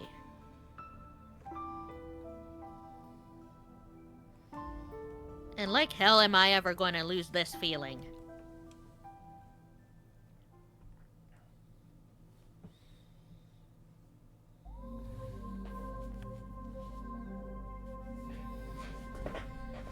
Just how much time has passed? It feels like light and dark have switched places several times outside the window. Maybe it's just her imagination. Maybe not. Iria isn't inclined to check. What good would it do to her to know? She simply sits on her bed, silently gazing at the rainbow glow of her tone graph. Happiness, sadness, joy, sorrow, pain, fear, fury. Their powers combined, they are the bosses of Metal Gear Solid 3.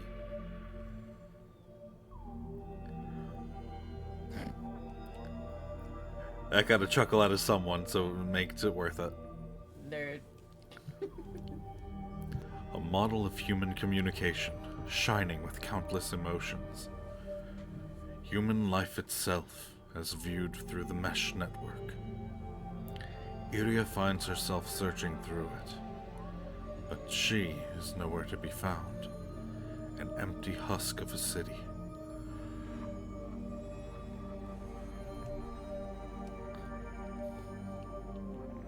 Iria remains silent as time passes her by. The only times she leaves the room are when she needs to go to the bathroom. She walks along the dimly lit corridor, her thoughts muddled. Her one concern right now is not running into anyone. Not So, not Ethica, not Tokitaka. She checks there's no one outside and hurriedly makes her way to the joint bathroom. But then... the doorbell rings out. Iria holds her breath. She falls into pensive silence for several seconds. Her conclusion is that she isn't interested in greeting any guests. She starts to head back to her room.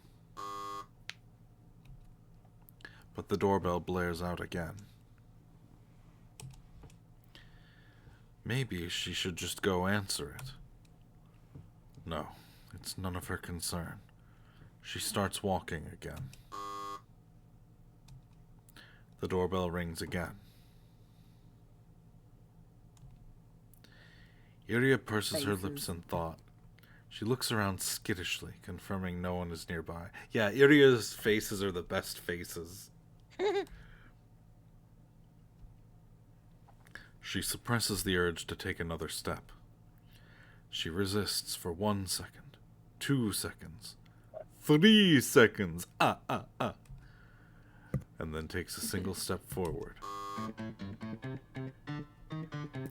Iria clenches her hands in a fist and strides through the corridor, paying no heed to the doorbell. It's every time she takes a step, it goes off.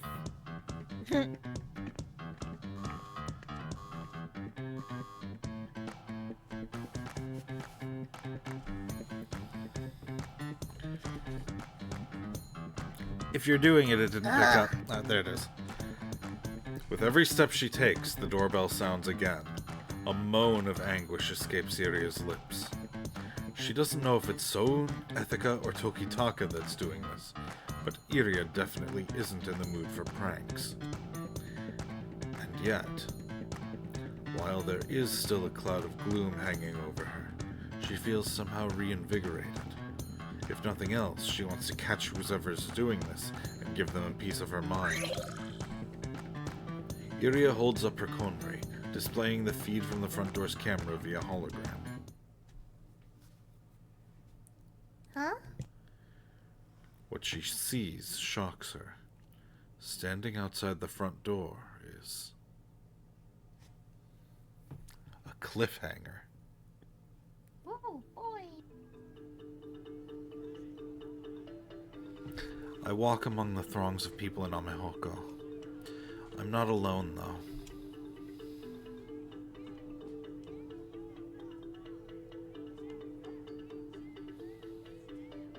Sorry, I was just telling someone else that I am not, in fact, free. I'm in the middle of doing this, which is ironic. Anyway. This place is always so crude. Not a sliver of mathematical aesthetics. Don't you agree, Soen? What's wrong? You're awfully quiet today. Oh, I get it. You've finally lost your emotions, haven't you? It's high time I re-kill you then. I'm glad someone's in high spirits. Ha ha ha ha. I'm forcing it. I'm out shopping with another dude. I have to at least try to convince myself I'm having fun. You and me both, buddy. I still have enough discretion left in me not to say that out loud.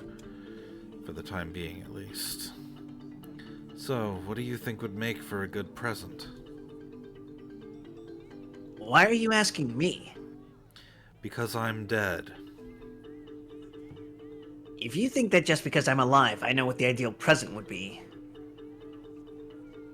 you're going to be sorely disappointed. Maybe I picked the wrong person to come with me. I'm getting second thoughts about this. But when you get down to it, Tokitaka's the only person I can rely on now. I'm counting on you, Tokitaka. Yeah, don't worry. Relying on personal intuition to pick an important present is equivalent to relying on blind luck. But the statistics know what presents are most effective. And what do the statistics tell you? With all of Hogyo Iria's hobbies and taste parameters taken into account, the answer we've arrived at is... in 10 cases out of 10, a figurine of an anime girl. Uh-huh. Maybe I really did pick the wrong person. But it is true that Iria is a fan of 21st century otaku culture. Getting her a figurine does feel like the right choice. Fortunately, I know a shop where we can find one. To side 7. Side 7. This does seem like exactly the type of place to find one. What was that pained grunt I just heard? Wasn't me.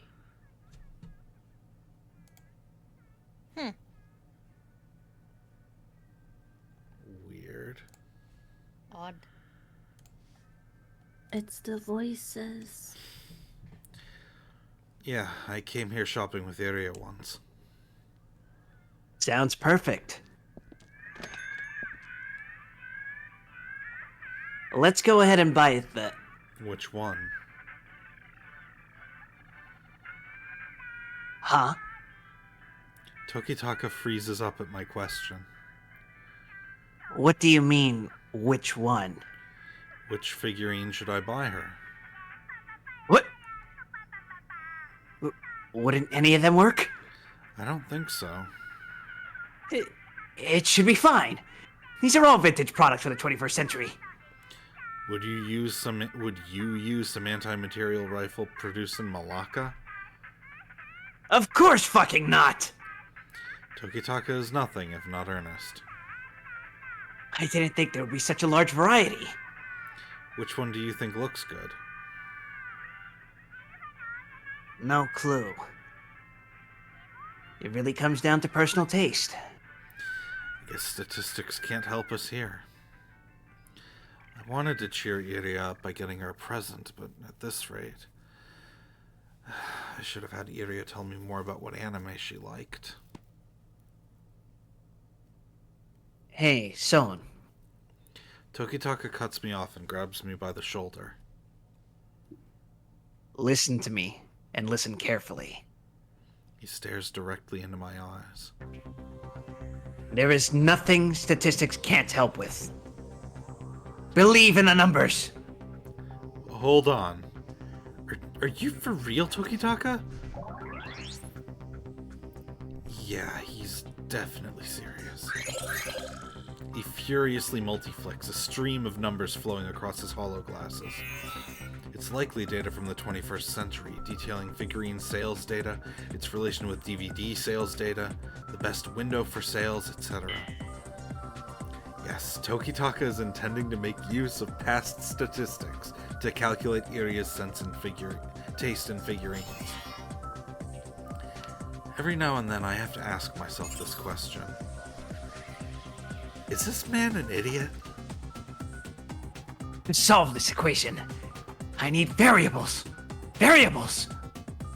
Age, 3 sizes, hair color, how much skin is exposed, how sexually alluring the pose is, whether the clothes are removable. Bakayaro! Sorry. You fool! Ouch! Tokitaka takes a blow from behind, making him pitch forward. You can't measure figures with mere numbers. Look for the soul. The soul, I say. Wait, hang on. I got super into this all of a sudden, but like, wasn't this guy voiced by you before Wild? I let you fucking... You were into it. I didn't want to cut the wind out of your sails. It's okay, I already did that myself. All right, I guess... Who are you? Me? I'm a subculture artisan. Looks like someone needs to learn a thing or two about how you make figures. I didn't come here to make one. No back talk! Ah! Hey, Son. Bear with it, Tokitaka. This will lead you to the correct formula. I see. You're right. Very well. His devotion to numbers never wavers. Yeah, he's definitely an idiot.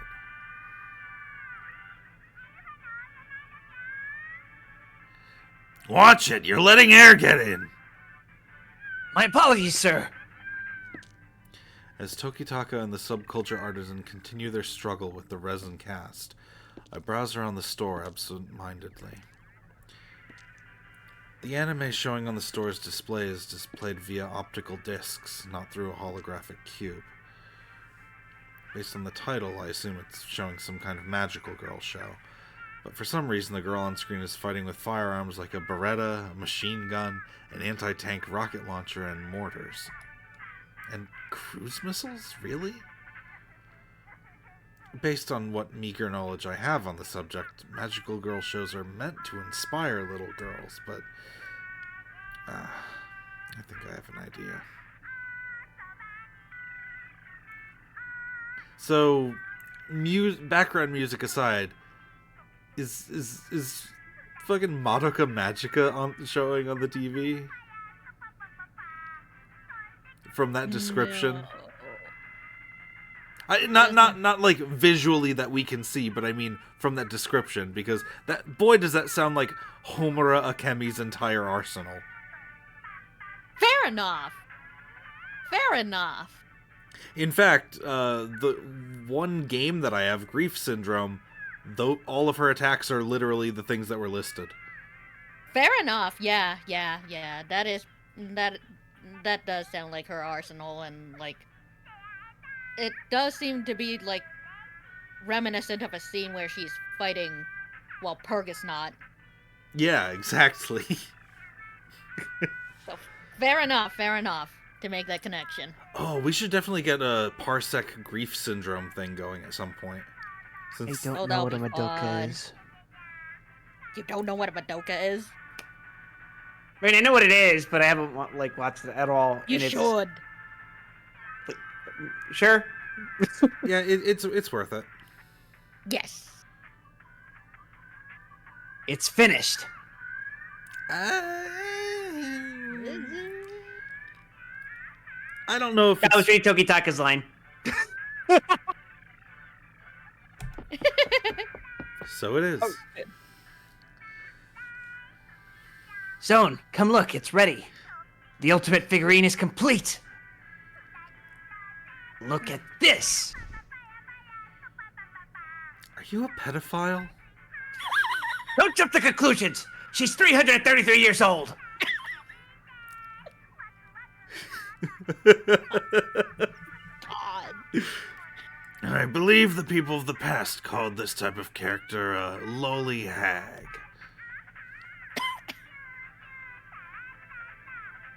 The gap between the appearance and the numbers. Truly, there could be no greater charm. And?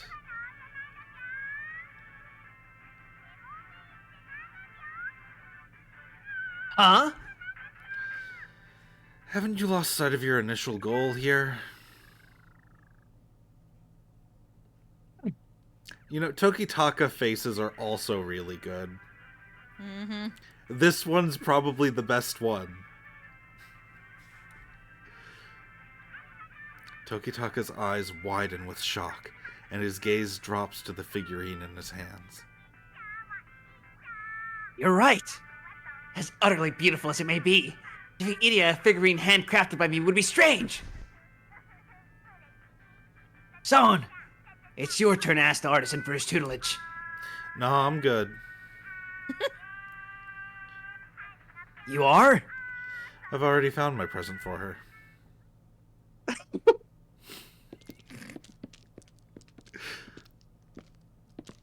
There were some ups and downs, let's say, but one way or another, I've accomplished what I set out to do. I don't know why exactly she's so depressed. And I'm a dead man walking. I doubt I can accomplish much with the time I have left. If there's one thing I want to do, though, one thing only I can do, it's to pull her out of the hole she's dug for herself. Maybe that's arrogant, but so be it. I hope she likes it. I undo the security and enter the office. We're home. No answer comes. Ryoko's gone. Feeling a tinge of sadness wash over me, I put the present on the table and take off my coat. Mm-hmm. Oh, shit. What, did you leave your figurine behind? Tokitaka ignores my comment and multi-flicks, calling up the agency's security system.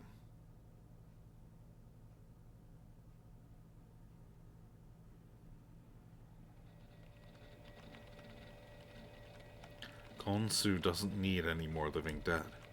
She's already collected all of the data she might need. She has nothing to ask Ethica to help her with, and having her there doesn't improve her work efficiency in any way. If anything, having her around only serves as a distraction. And yet... When she turns around, Ethica is there. Knowing she's sitting there with a mug of coffee in hand, gazing at her with constant interest, fills Khonsu with an indescribable feeling of relief. She hasn't slept in days. The prospect of resting her head on Ethica's lap becomes more and more tempting by the moment.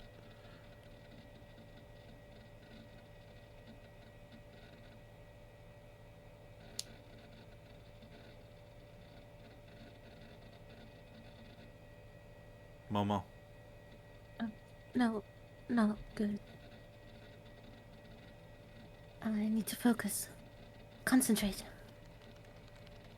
Chiding herself, Khonsu turns back around. Finding a way to prevent the living dead's emotions from degrading. This is her mission. Not even sparing time to sleep, she ignored her own limits, repeatedly driving along the highway. Friendly reminder to you all that this is Khonsu's route. Sifting through theses and performing her own experiments, she desperately sought a clue. Any sort of clue. But the only thing she learned from all of this is that she had learned nothing. Even finding the barest of hints has proven a Herculean task. And she knows all too well that spending days toiling away without a light at the end of the tunnel is wearing her spirit thin. If there's any comfort to be found in this situation, it's that Sohn's and Ethica's mental degradation is seemingly progressing slower than usual. Given how long it's been since Milgram killed them, their human reasoning should be completely gone already. In which case, maybe trying to figure out why their mental degradation is so slow might bring her closer to the answer she seeks. Ethica rises from her seat, interrupting Khonsu's train of thought. Sorry, Sohn's calling. Hello? What's up? Huh? Khonsu recoils at Ethica's sudden shout. Ethica multiflicks, transmitting the call audio to one of the shop's speakers. Can you say that one more time? Iria's missing. Khonsu's hands begin to shake, dropping an empty Crazy Dragon can to the floor.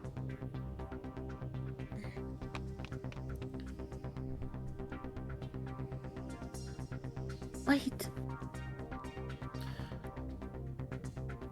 Khonsu raises her voice so loudly it shocks even herself. What was that? Someone said something while I was reading. No? Oh.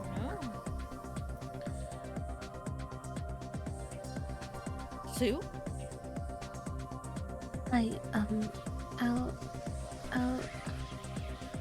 I'll help you. Sounds good. Bring on the support. Ethica sprints out of the room with a smile. Khonsu turns to face the monitors before she's even left the shop. She might just have her hint. Now she needs to see where it leads. The data is all there. The data she spent sleepless nights collecting. She can't afford to let it go to waste.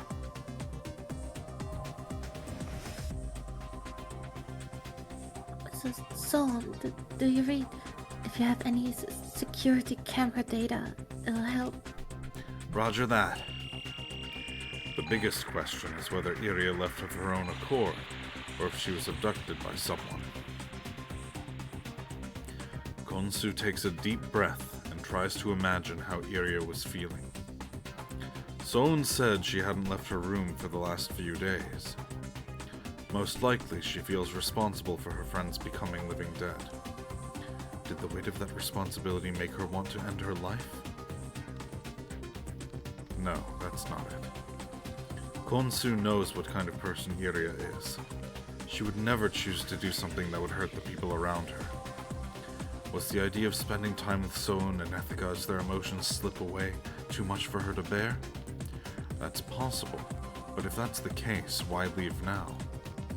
There had to have been something, some kind of trigger that lured her outside. The file transfer is complete. The Karasuzumi Living Dead Stalker Agency is under the constant watch of surveillance cameras.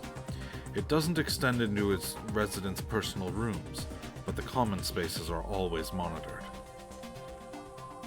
Konsu loads up a video analysis program and checks the last bit of footage Iria appeared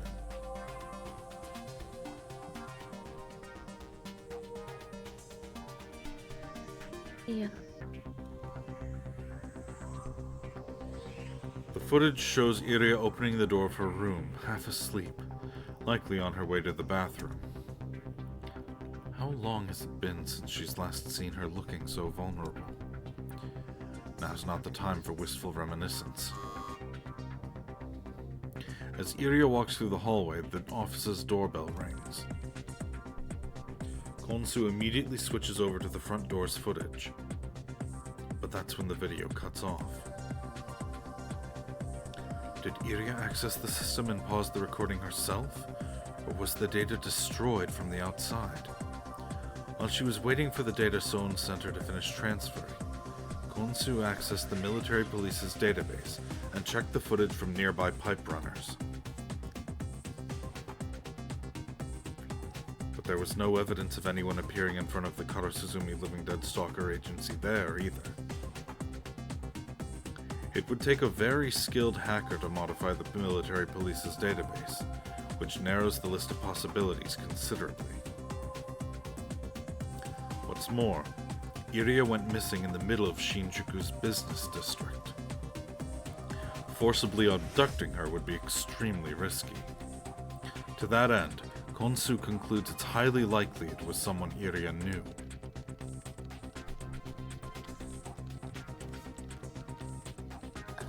Car. Her fingers start moving sooner than her lips finish mouthing the words. She infiltrates the Traffic Bureau's database and pulls up a record of all the vehicles that drove through the area in the last 2 hours. The movement data of all vehicles is automatically recorded in the automatic vehicle network. Of course, it doesn't include data from stolen or illegal vehicles, but these unrecorded vehicles do leave a blank space in the data. Konsu slots the stolen vehicle data she has into these blank spaces. Konsu gazes fixedly into the monitors. Stolen cars don't update their firmware, meaning they have security holes to exploit. Konsu has infected roughly 90% of the stolen cars in Tokyo with a virus of her own devising, giving her a read on their whereabouts at all times. But even after inserting all of this data, there's still a hole in the database. Too much space between cars. An unregistered stolen car? Or a vehicle whose data simply isn't recorded to begin with? Konsu analyzes a specific sector's data. Her physical keyboard makes satisfying clicking sounds as she bangs on it. Letters and numbers scroll by on her monitors at an astonishing pace. It doesn't take long to finish her calculations. There was a car parked by Karasuzumi Living Dead Stalker Agency. A car that doesn't exist according to the database. And by filling in the blanks one by one, she's traced its current location.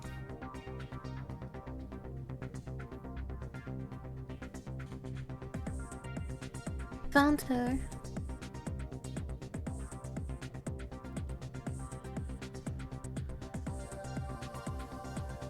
Ethica. For real? There are countless cameras installed throughout Tokyo, more than any hacker can hope to seize control of at once. Konsu hacks into the weather cameras covering the Bay Coast area and displays their live feed. And sure enough, the feed shows a vehicle that's not registered with the Traffic Bureau heading east along the Shuto Expressway.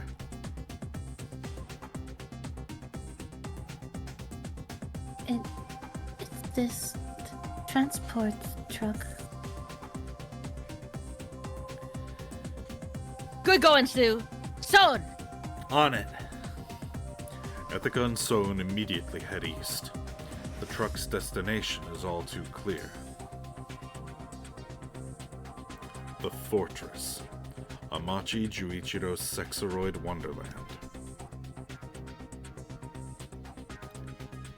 And that is where I'm gonna call it. I know it's a bit early, but Another damn idiot kidnap situation.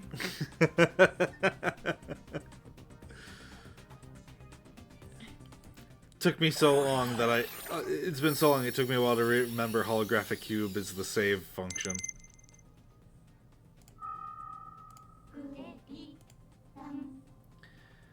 Ugh. Alright. Next week, I'm probably going to be streaming more because I have a few days off from work that I don't normally. Oh, nice. Oh, exciting! If I'm able to do anything with one of you guys maybe on Friday or Saturday, that would be awesome. Whether it's on stream or not, doesn't really matter to me. Fair. So, what's everyone got going for themselves this coming time period? More streams over on my channel on YouTube, obviously. Well, Oh, that's a thing. for my part, on account of having an actual PC as opposed to one that I built over 7 years ago, I will be using modern processing power to stream a very modern game called Fallout 1. Oh, hell yeah! On Modern! on Monday and Tuesday. Wednesday, I'll be streaming more Guild Wars 2. Thursday, we will be doing the DLC for the greatest Final Fantasy game ever made, Stranger of Paradise. Friday will be, finally, after a 3-week hiatus, Lobotomy Corporation. Wow. And Saturday, we'll be doing the final content for Zenless Zone Zero. You have so much stuff happening. Holy crap. Yeah. Yeah, I keep a varied schedule. Alright, Momo? Oh yeah, I have Nier Automata on Tuesday, Monster Hunter Wilds on Thursday, and Suffering, aka Ring Fit Adventure on Friday because suffering is fun and only temporary. But no Saturday stream this time because I'm at a birthday party. Funzos. And Eva, you are continuing with Yakuza Pirates in Hawaii, right? Yes, and also Danganronpa. Yeah. What days are those happening? Oh, Danganronpa's on Tuesday, and then Wednesday, Thursday is Pirate Yakuza. Yeah. Yay! Alright. I'm gonna get all of you... we're gonna raid a friend of mine named Sweet Scented Dream, or just Sendry for short. Fun. I'm the only one who calls her Sendry, but don't worry about it. So silly. I'm freaking out about it. Alright, as long as bad things don't happen to me, or important things don't happen to me, I should be actually continuing my Killer 7 playthrough tomorrow. Fun.